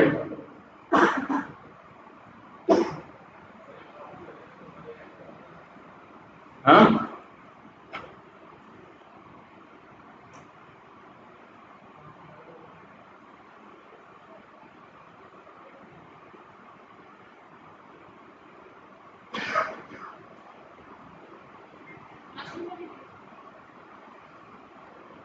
अरे प्लस तो करो यार, क्या हो गया, क्यों टेंशन दिला रहे हो यार मुझे। नहीं plus,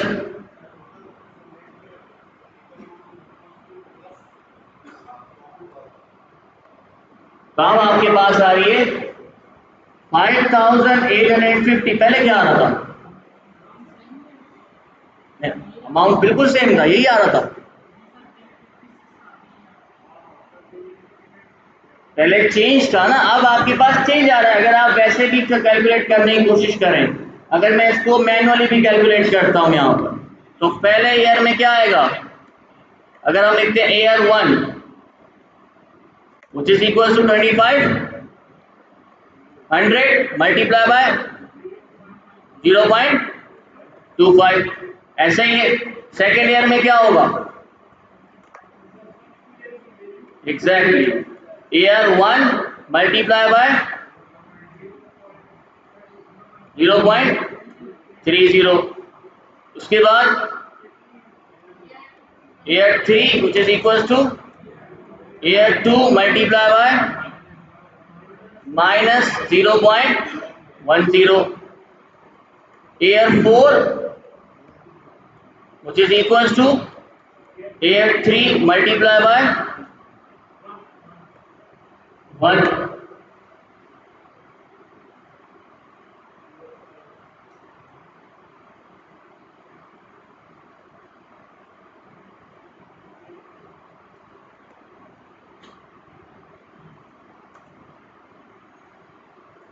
which is equal to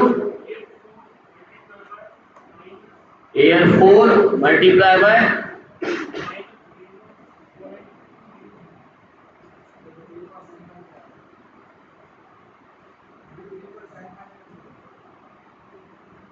लेकिन यहां पर एक प्रॉब्लम है, वो भी दिखाना,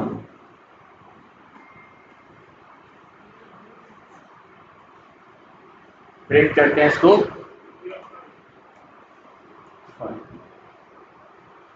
वैल्यू बहुत चेंज आ रही है, क्यों आ रही है, let me tell you something. Remember, जब मैंने आपको यहाँ पे कहा था कि ओरिजिनल वैल्यू में आप जब फॉर एग्जांपल आपने कहा 25% इसके पास आया, क्या था वो, क्या है वो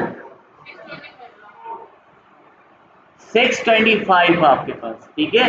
अब 625 नहीं है वो होगा 30625। अगर आप यहाँ पर डायरेक्टली करते हो, या चलो हमने प्लस किया हुआ है, ठीक है, वो सही है आपका, इधर हमारे पास वैल्यू चेंज किया है क्योंकि हमने इसके अंदर प्लस नहीं किया, प्लस भी करेंगे हम यहाँ पर, air 1 plus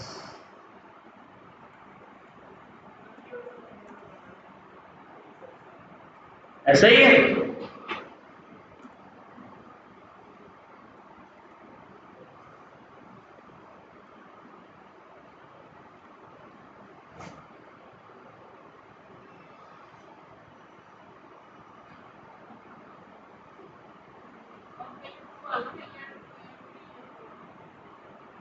air 1, air 2, air 3, air 4 सही तो है।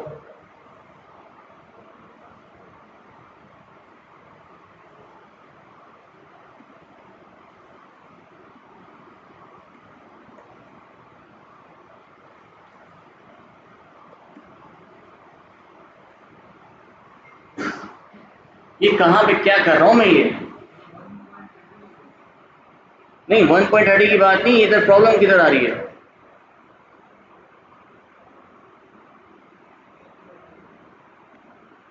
एक तो ये कैलकुलेशन, यहाँ तो अमाउंट सही आ रहा है ना।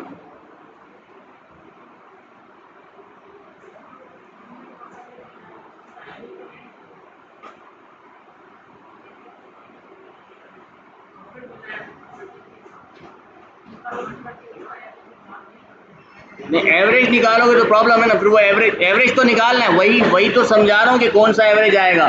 पहले इसको तो समझ लो, उसके बाद बताऊंगा कौन सा एवरेज आप इसमें निकाल सकते हो, ठीक है। फिलहाल इसकी बात करें। अब आप यहाँ पर देखें, अगर फॉर एग्जांपल मैं इसको मैनुअली निकालने की कोशिश करता हूँ तो यहाँ थोड़ा सा प्रॉब्लम आ रही है, क्योंकि ये आपको सही से रिजल्ट नहीं दे रहा है। अरे हाँ, ये भी तो नहीं लगाया, क्या यार बताते नहीं हो ना। देखो तो सही, कभी कभार हम लोग नज़रअंदाज कर देते तो आप लोग भी देखें। तो अगर आप मैनुअली निकालते हो हर साल के प्रॉफिट के हिसाब से तो आपके पास सेम वैल्यू आ रही है।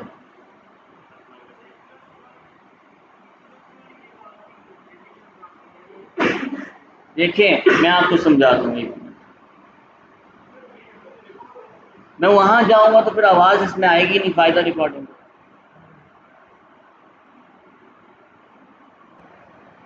आपने कहा कि एवरेज अगर हम निकालते हैं इसका तो हमारे पास एवरेज परसेंटेज पर ईयर आप कह रहे हो आ जाएगी। अरे मल्टीप्लाई करो नहीं करो, ये बात तो वही आ गई ना। एवरेज आपके पास 25% कह रहे हो ना आप, ठीक है। तो 25% आप कह रहे हो कि एवरेज पर ईयर मुझे प्रॉफिट हो रहा है, राइट। लेट्स सी, चेक करके देख। कैसे चेक करूं?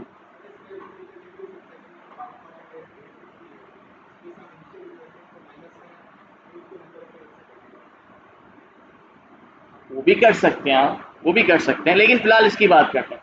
अगर मैं यही करता हूं, ठीक है, मैं यहाँ पर ये वैल्यूज चेंज कर रहा हूं। आपने कहा हर साल 25% आपके पास वैल्यू आनी चाहिए, ऐसा ही है। तो मैं अगर ये हर साल ये लगाता रहूंगा तो वैल्यू आ जाएगी।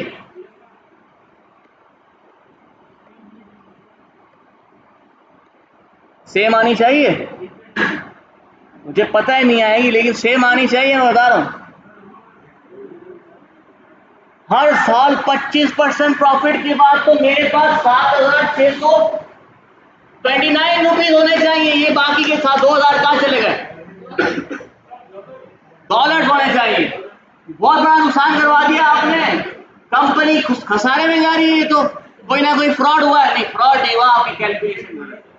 क्योंकि बात सुने, क्योंकि because here you know very well every year my profit is multiplying. 0.25 से मल्टीप्लाई हो रहा है, तो एवरेज कभी भी अर्थमेटिक मीन नहीं बन सकती, वो आपकी ज्योमेट्रिक मीन निकलेगी। अब ज्योमेट्रिक मीन कैसे निकाली जाए? पहले तो ज्योमेट्रिक मीन का फॉर्मूला देख लेते ताकि आप लोगों को इजी समझ में आ जाए। पता है मुझे, दिखाने तो दो, ऐसे ही है।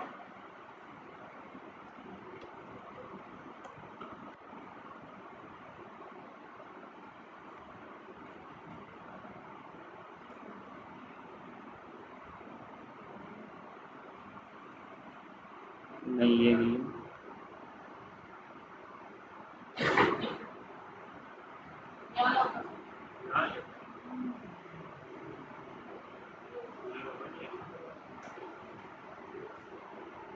दो फॉर्मूला होते हैं आपके पास, एक लॉगरिथम वाला होता है और एक डायरेक्ट होता है, ठीक है। हाँ, दिस इज योर फॉर्मूला। यहां पर आप देख रहे हो आपके पास फॉर्मूला क्या है,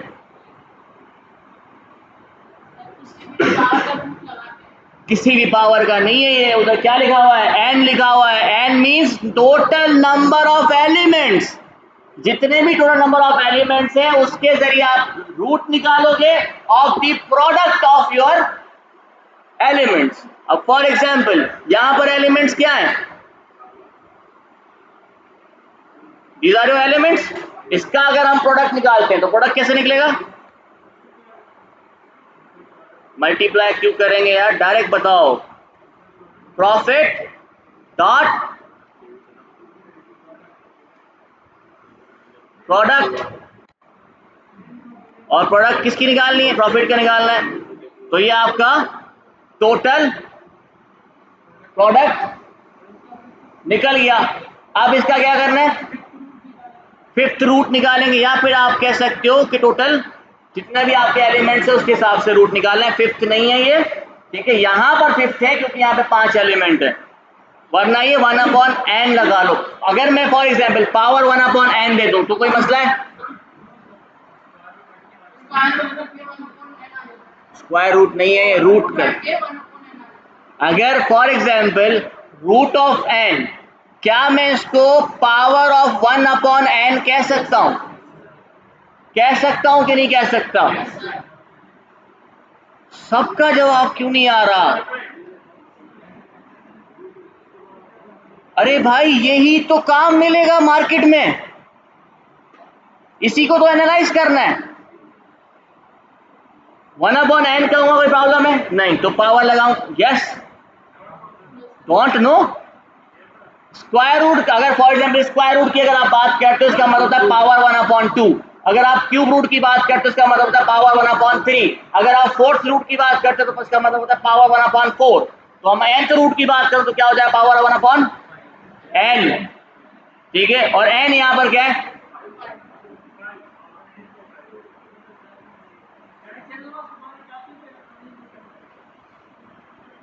और पावर लगाने के लिए हमारे पास कौन सा फंक्शन था, np डॉट पावर यूज करो या मैथ का फंक्शन यूज करो, it's up to you. np dot power use किया मैंने, प्रोडक्ट का पावर क्या है हमारा 1/n। तो मैं अगर इसको यूं लिखूं 1 divided by length of profit, तो क्या गलत है, क्या वैल्यू आ गई,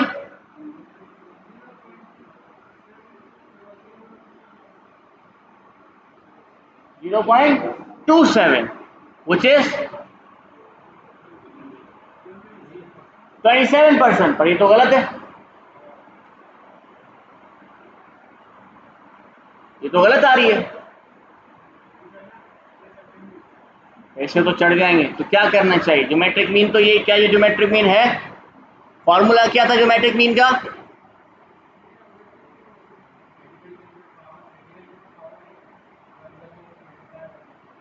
तो मल्टीप्लाई तो किया और क्या किया, ये आपको मल्टीप्लीकेशन नहीं नजर आ रही,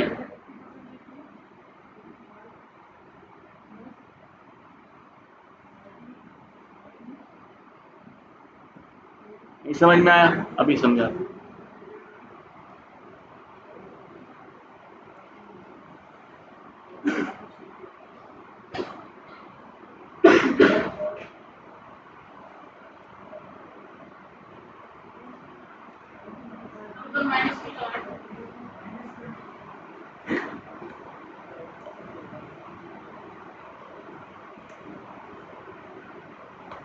वैल्यू वही आएगी आप, ठीक है, 27 पर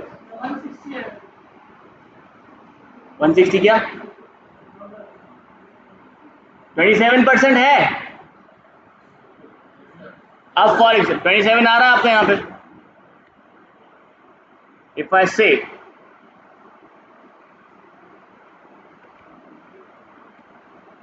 टू मल्टीप्लाई बाय 0.27,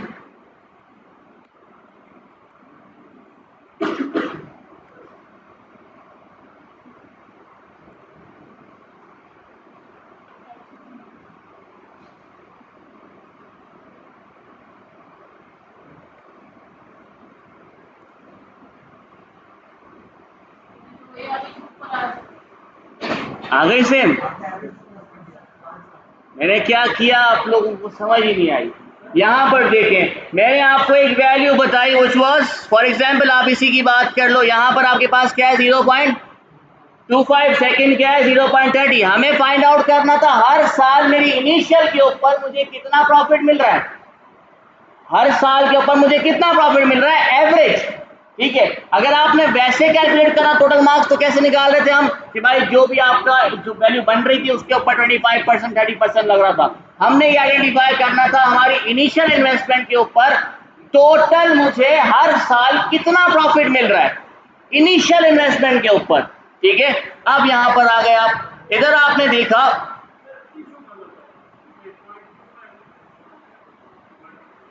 जब आपने यहाँ पर ईयर लगाया, चलो अगर आप ये भी नहीं करते तो यहाँ पर आप इसको कर सकते हो। फॉर एग्जांपल आपने इसको कहा भाई 2500,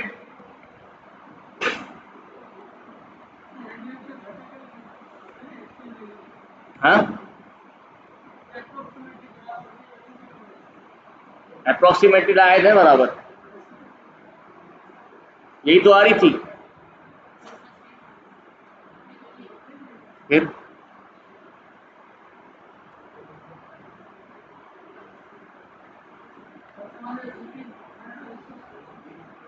यहाँ पर देखें ना आप, फर्क देखें आप, अगर हम यही सेम अप्लाई करते हैं कि भाई हमारी इनिशियल इन्वेस्टमेंट के ऊपर पर ईयर 27% मुनाफा मुझे मिल रहा है इनिशियल इन्वेस्टमेंट के ऊपर, वही सेम चीज मैंने यहाँ अप्लाई की 25% पे जो आपने अर्थमेटिक मीन निकाली थी जो गलत थी।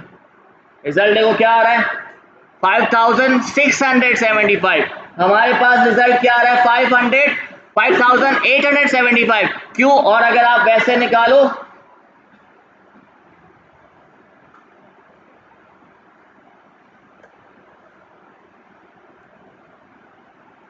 तो ऑलमोस्ट सेम आपको नजर आएगा यहाँ।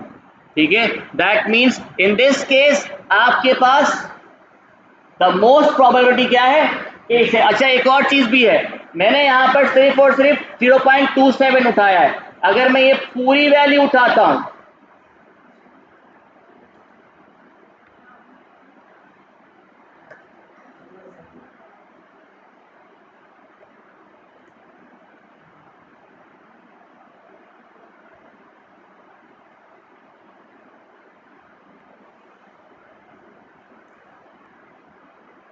तब भी ऑलमोस्ट सेम ही आपके पास आ जाएगा।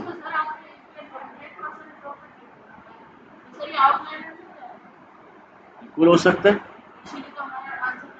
नहीं इतना आउटलायर नहीं है। हाँ अगर ये 110% होता, ये होता, तब आपका ये आउटलायर है, क्योंकि 110% कौन सा प्रॉफिट होता है, समझ रहे हो? तो 110% अगर करोगे तो फिर ये प्रॉब्लम होगी।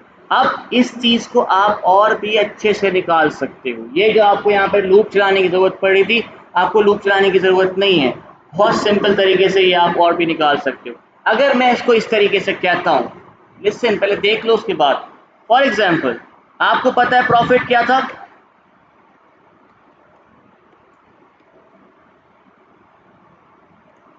This is your profit. मैंने क्या कहा, जो भी आपकी करंट पोजीशन होगी उसके ऊपर ये प्रॉफिट लग रहा था, तो उसमें प्लस होगा ना ये। तो अगर मैं इसको 1.25 कहूं तो क्या गलत है? एक्चुअल इनिशियल प्लस 25%, तो 1.25 कह सकता हूं, क्योंकि जो 2500 है वो क्या आपका 100% नहीं है क्या, तो वो 1 हो गया। 0.25 कह सकता हूं मैं इसको। तो मैं अगर यहां पर एक फैक्टर बनाता हूं वो चीज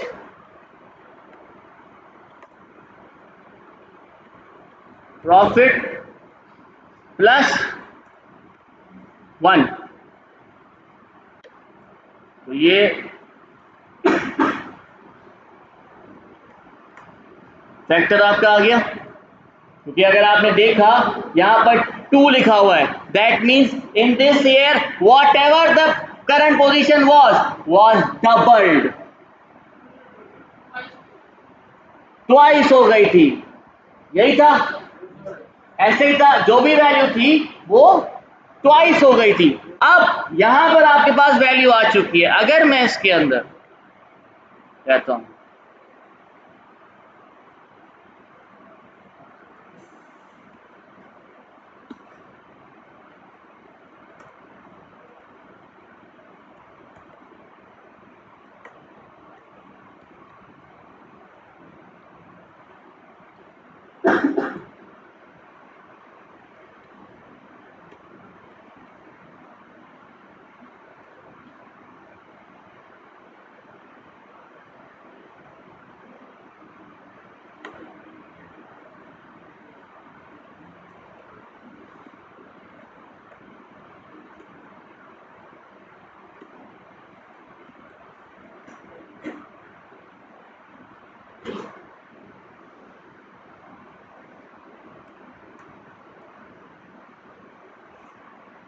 now the same value has been occurred here।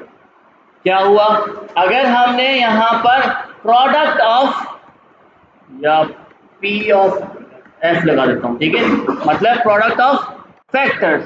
अगर मैंने यहां पर प्रोडक्ट निकाला यहां पर इसका,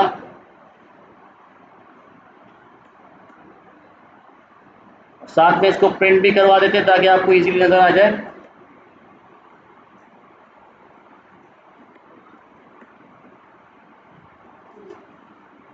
which is 2.34। अगर मैं ये 2.34 को मल्टीप्लाई कर दूंगा हमारे इनिशियल इन्वेस्टमेंट के साथ, तो ऑटोमेटिकली आपके पास current amount in your bank आ जाएगा खुद ब खुद।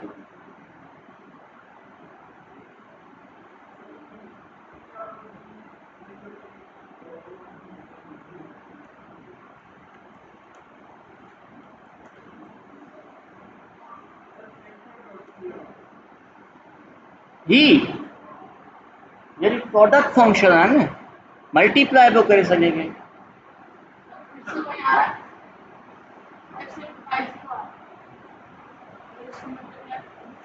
नहीं, अभी मैंने यहाँ पर दिखाया तो मैं मुझे बता दूँ, अभी दिखाता हूँ।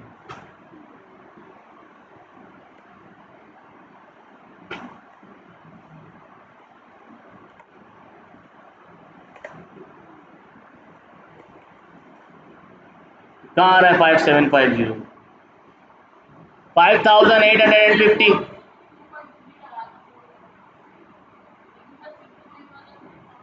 2.34 कहाँ पर? तो नहीं, फैक्टर को पहले आपने पूरा एक प्रोडक्ट निकाला, उसको आपने मल्टीप्लाई कर दिया आपके इनिशियल अमाउंट के साथ, तो वैल्यू आ गई। प्रॉब्लम तुमने फैक्टर में कुछ और प्लस कर दिया होगा, ये देख लो, या यहाँ पर आपने प्रॉफिट के अंदर आगे पीछे कर दिया होगा कुछ। इसमें कोई सवाल है तो पूछ सकते हैं। अब एक क्वेश्चन मैं आपको दे रहा हूँ, मुझे ये बताएं निकाल के अभी।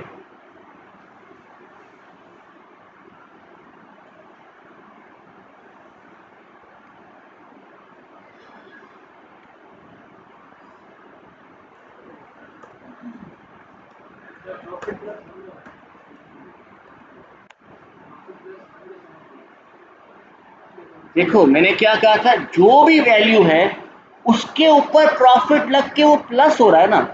2500 वो 100% है, विच इज 1। उसके ऊपर लगा 25%, वो क्या था 600, जो भी था 600 और समथिंग था, 625, ठीक है। ये 2500 के साथ प्लस हुआ तो 1 प्लस 0.25 1.25, तो इसीलिए तो मैंने यहाँ पे प्लस कर दिया। अगर इसको आप प्रिंट करोगे तो पता चल जाएगा।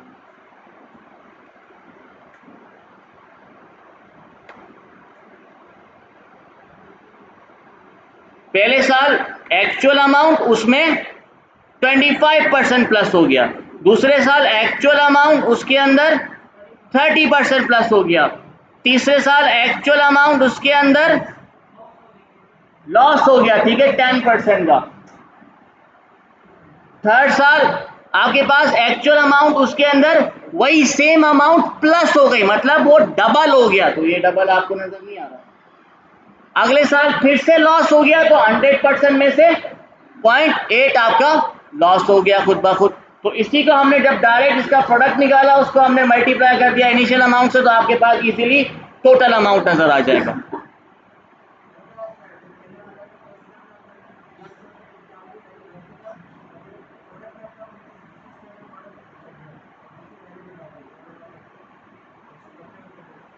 अगर मैं ये 1 प्लस नहीं करता तो वैल्यू आपकी हमेशा गलत आती।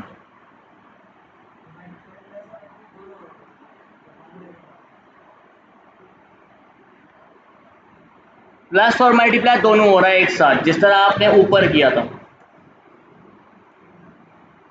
जो आप यहां पर कर रहे थे ना, total amount plus total amount multiply by profit per year, यही सेम काम आपने यहां पर सीधा कर दिया by just identifying these two things. ठीक है,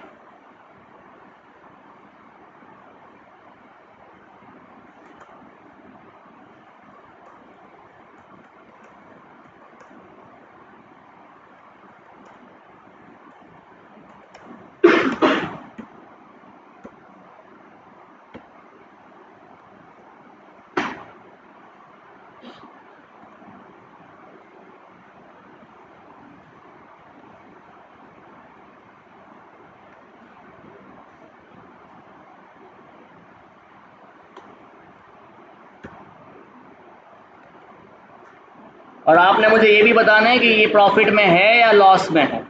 ठीक है, वो कैसे बताओगे? थोड़ा सोचना पड़ रहा है यार। इनिशियल अमाउंट को कंपेयर करोगे आपके टोटल अमाउंट से, अगर ज्यादा होगा तो भाई प्रॉफिट में, कम होगा तो लॉस में।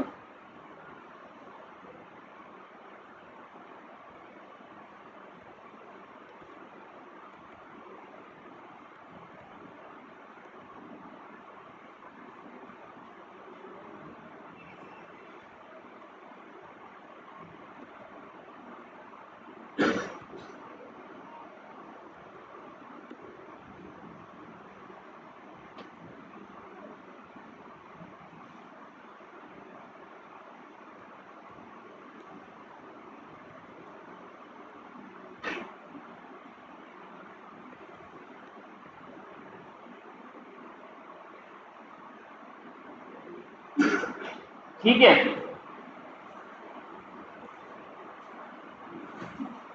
इसको जल्दी जल्दी कैलकुलेट करें, जल्दी लैपटॉप ओपन करें, टाइम बहुत कम है हमारे पास, इसमें कोई इतना प्रॉब्लम नहीं है। Just how you need to create arrays और आपने सिर्फ मल्टीप्लाई प्लस करना है और ज्योमेट्रिक भी, अच्छा इसमें साथ में ज्योमेट्रिक मीन भी निकालनी है।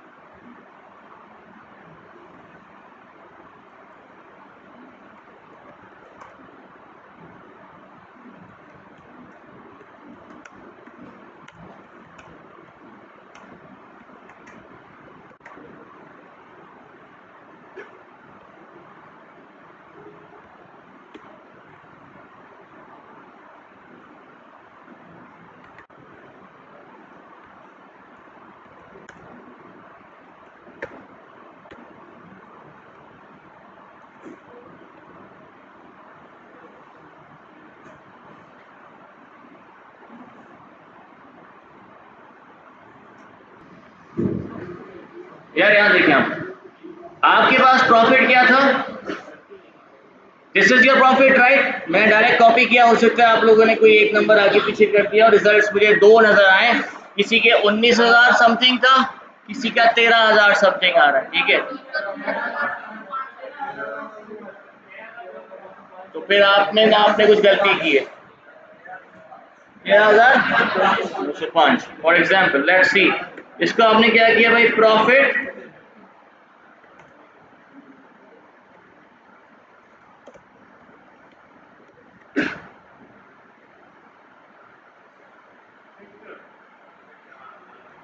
है,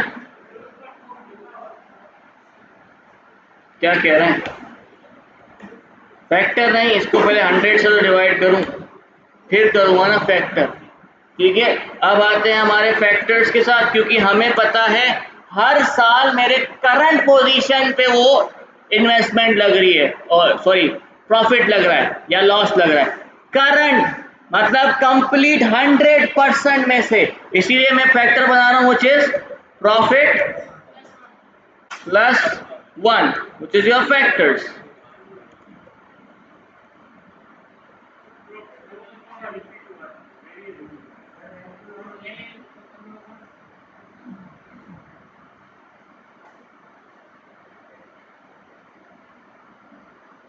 अच्छा हाँ सॉरी, ये नंपा एरे नहीं किया इसको, np डॉट एरे। ठीक है, ये आपके पास एक कंप्लीट फैक्टर्स रेडी हो गए जिसमें आप देख सकते हो there is no negative here. ठीक है, अब बेसिकली आपके पास ये टोटल अमाउंट आ चुका है। ठीक है, इस पे आप बेसिकली अगर आपको टोटल अमाउंट देखना है अपने अकाउंट में कितना होगा, तो वो क्या होगा हमारा टोटल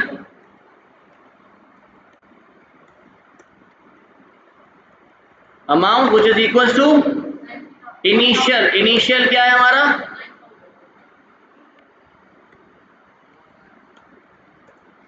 which is 9000, ऐसे ही है, initial multiply by np dot sorry factor dot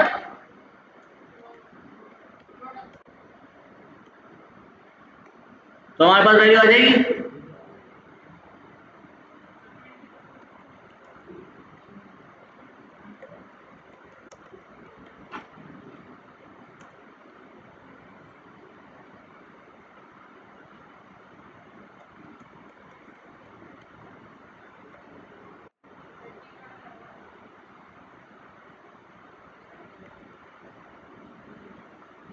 this is the total amount. आप लोग 13,000 को 19,000 चेंज क्यों आ रहा है भाई? देख के लगाओ, उधर ये देख के लगाओ, कहीं ना कोई कुछ ना कुछ छोड़ दिया है आपने। मैंने तो कॉपी पेस्ट किया है, चेक करें कुछ आगे पीछे किया है आप लोगों ने।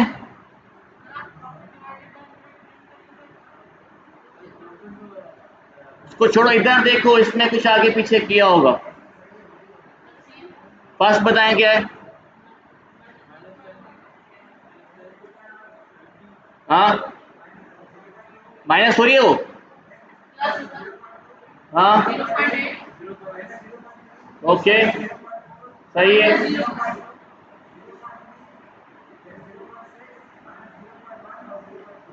तो फिर मेरे पास आओ, क्यों आ रही है चेंज? फॉर्मूला कैसे चेंज सेम होगा यार, चीजें। अच्छा एक चीज और हो सकती है, ठीक है मैं आपको बता रहा हूँ, एक चीज और हो सकती है आपके पास। हो सकता है आपने पीछे कोई यहाँ पर अगर रन कर दिया, ठीक है, अब ये प्रॉफिट दूसरा है ऊपर, अब देखो मेरी वैल्यू चेंज हो गई, इधर देख लो क्यों? क्योंकि अब की बार ये वाला प्रॉफिट वो चला रहा है। अगर आप ऊपर आ गए, यहाँ पर आपने इस प्रॉफिट को रन कर दिया और ये वैल्यू आपने यहाँ से हटाकर ऐसे कर दूंगा तो वैल्यू चेंज हो जाएगी। वो देखो 13,205 यही वैल्यू आ रही है। तो अल्लाह के बंदो ऊपर वाले पे चला रहे हो।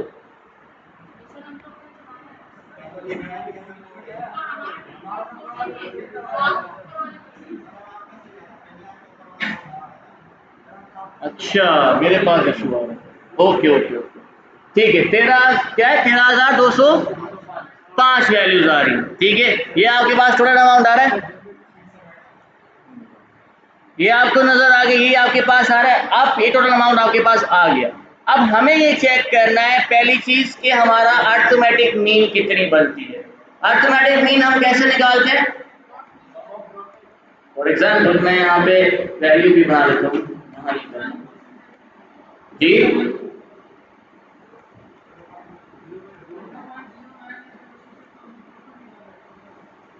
0.09 क्या अर्थमेटिक मीन पूछ रहा हूँ। अभी रुक जाए, देखते हैं ना उस पर क्या बनता है। अर्थमेटिक मीन हमारी क्या होगी? A mean which is equals to profit dot mean. Sum क्या जब फॉर्मूला है तो वो अप्लाई करें ना, फंक्शन जो आपके पास अवेलेबल है already. This is your 0.09। Is that clear? कोई सवाल तो नहीं है इसमें?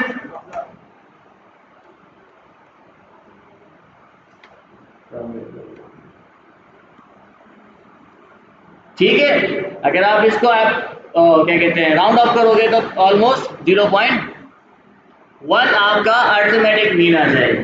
ठीक, अब आते हैं हमारे ज्योमेट्रिक मीन के ऊपर। ज्योमेट्रिक मीन कैसे निकालते हैं? हाँ, राउंड ऑफ है। इसका मतलब है 2 फ्लोटिंग पॉइंट तक, और पूरी राउंड ऑफ कर देगा इसको।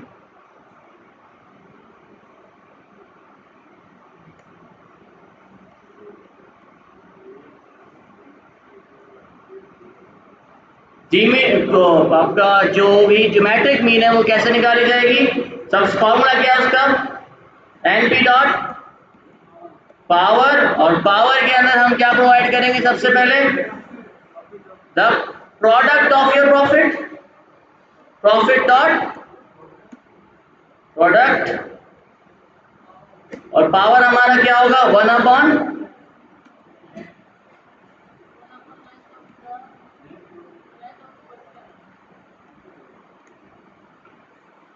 हाँ ये वैल्यू आपके पास आ रही है। क्या कह रहा है ये? पढ़े इसको। Returning on invalid value encountered in the power.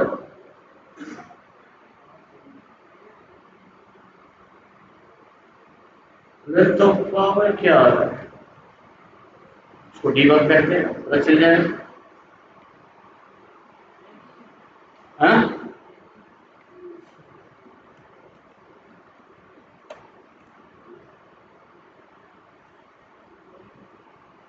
तो टैग ही तो आ रहा है।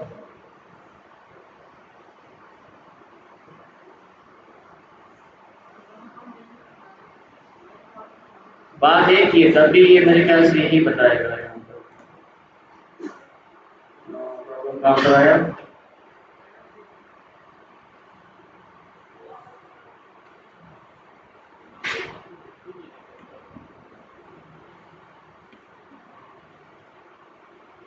इसका हो गया मेरे यहाँ पर पावर, सॉरी इधर आएगा पावर। ठीक है, स्टिल वही सेम चीज बता रहा है।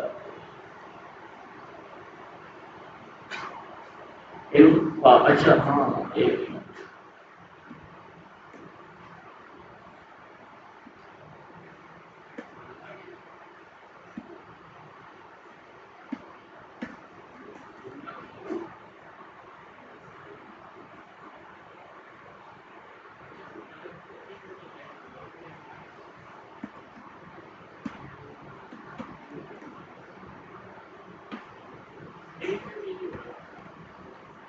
Now this is your geometric mean here. अच्छा, अब यहाँ पर आप इस तरीके से भी निकाल सकते हैं। अगर फॉर एग्जांपल आपके पास यहाँ पर प्रॉब्लम इसलिए आ रहा था क्योंकि ये 0.1 पे जा रहा है। अगर आप 0.1 का अपना रूट निकालते हो तो ये एक्सेप्टेबल नहीं जा रहा क्योंकि 0 से बहुत नीचे। ठीक है, इसलिए हम क्या कर रहे हैं, यहाँ पर जो आपके पास प्लॉट, यहाँ पर फैक्टर आपने निकाला था, मैं यहाँ पे आपको लिख के निकाल देता हूँ अलग से। G mean is equals to, मैं यहाँ पर निकाल रहा हूँ एनपी डॉट पावर, और पावर के अंदर हमने दे दिया फैक्टर दिस टाइम। देखिए फैक्टर के अंदर हमने पहले ही +1 किया हुआ है, ऐसा ही है। तो क्यों ना हम यहाँ पर फैक्टर डॉट प्रोडक्ट में लाएंगे, जब हम जो भी वैल्यू आती है उसके बाद 1 divide by length of factors. अब ये जो वैल्यू आएगी ये कभी भी सही नहीं आएगी। क्यों सही नहीं आएगी? क्योंकि आपके पास इसमें ऑलरेडी 1 प्लस हुआ है। ठीक है, तो हम क्या करेंगे, इसमें से -1 कर देंगे, क्योंकि 1 प्लस किया था तो 1 माइनस कर दिया वापस। जी, तो अब आपके पास क्या आ गया? 0.39। ठीक है, अगर मैं आपसे देखता हूं फॉर एग्जांपल हमारे पास इनिशियल इन्वेस्टमेंट क्या थी? 9000 मल्टीप्लाई बाय 0.39, या 4 कर दूं मैं इसको, क्योंकि अगर आप इसको राउंड ऑफ करेंगे तो 0.004 है। ये देखो ना 0.04 है, मैंने 0.04 कर दिया। लेट्स सी क्या वैल्यू आती है। 360 रुपीज। इसको हम मल्टीप्लाई कर देते हैं किसके साथ? 10 के साथ, तो कितना बन गया? मतलब हर साल 10, मतलब हर साल हमें 360 रुपए का मुनाफा हो रहा था, टोटल 10 सालों में 3600 का मुनाफा हुआ है। इस मुनाफे को हम प्लस कर देते हैं किसके अंदर, हमारे इनिशियल के अंदर, विच इज योर, मैं इनिशियल लिख रहा हूँ ताकि इसी समझ में आ जाए, विच इज ऑलमोस्ट 12,000, कितना आ रहा है 600, जो आपको तकरीबन उसी के बराबर है जो आपके पास प्रॉफिट है, which is average profit per year. अगर यहीं पर मैं यही सेम चीज अर्थमेटिक मीन के साथ लगाता, तो अर्थमेटिक मीन क्या थी, अर्थमेटिक मीन 0.04 है, 0.09, अगर मैं इसको 1 कह दूं तो ठीक है, 0.01 मतलब 10% का मुनाफा हो रहा है। अब आपके पास वैल्यू आ रही है 18,000, which is totally different than the total amount that I have। इसीलिए यहाँ पर अर्थमेटिक मीन काम नहीं करेगी, यहाँ पर आपका ज्योमेट्रिक मीन काम कर रही है। क्यों? क्योंकि हमारा हर साल हमारी जो भी प्रॉफिट है वो मल्टीप्लाई हो रहा है। अगर ऐड हो रहा होता तो हम अर्थमेटिक मीन काम करती, हमारी बिल्कुल सही काम करती, लेकिन क्योंकि यहाँ पर वो मल्टीप्लाई हो रहा है तो आपका अर्थमेटिक मीन यहाँ पर काम नहीं करेगी, यहाँ पर आपको ज्योमेट्रिक मीन अप्लाई करना पड़ेगा। फर्क है ना, जैसी सीक्वेंस आपके पास अवेलेबल है उसी के हिसाब से आप मीन यूज करते हो। अगर हार्मोनिक सीक्वेंस है तो आप हार्मोनिक मीन यूज करोगे, अगर ज्योमेट्रिक सीक्वेंस है आप ज्योमेट्रिक सीक्वेंस मतलब ज्योमेट्रिक मीन यूज करोगे, अगर अर्थमेटिक सीक्वेंस है तो आप अर्थमेटिक मीन यूज करोगे। यहाँ पर अगर आपको आइडेंटिफाई करना पड़े तो कैसे आइडेंटिफाई करना है, इसीलिए मैंने ये एग्जांपल दिया। अगर मैं डायरेक्टली बोल देता कि भाई यहाँ पर मल्टीप्लिकेशन प्रॉपर्टी चल रही है, आप ज्योमेट्रिक मीन अप्लाई करो, तो समझ नहीं आता। आपको पता चल गया कि हाँ, अगर आप देख रहे हो हर साल मेरा प्रॉफिट उसमें मल्टीप्लाई हो रहा है, तो मल्टीप्लिकेशन जहाँ पे जा रही है तो हम ज्योमेट्रिक मीन अप्लाई कर रहे हैं। अगर हर साल यही प्रॉफिट ऐड हो रहा होता तो हम बेसिकली क्या करते, अर्थमेटिक मीन की तरफ जाते हैं। यहाँ पर मल्टीप्लिकेशन है, ठीक, क्योंकि यहाँ पर परसेंटेज दी गई है। अगर वैल्यू दी जाती तो आप अर्थमेटिक मीन लगा सकते थे, पर यहाँ पे वैल्यू तो है ही नहीं, ठीक है, इसीलिए हमने वैल्यू नहीं लगाया। इसमें कोई सवाल है तो पूछ सकते, समझ आ गया? कोई सवाल अगर नहीं समझ में आया पूछ सकते हैं।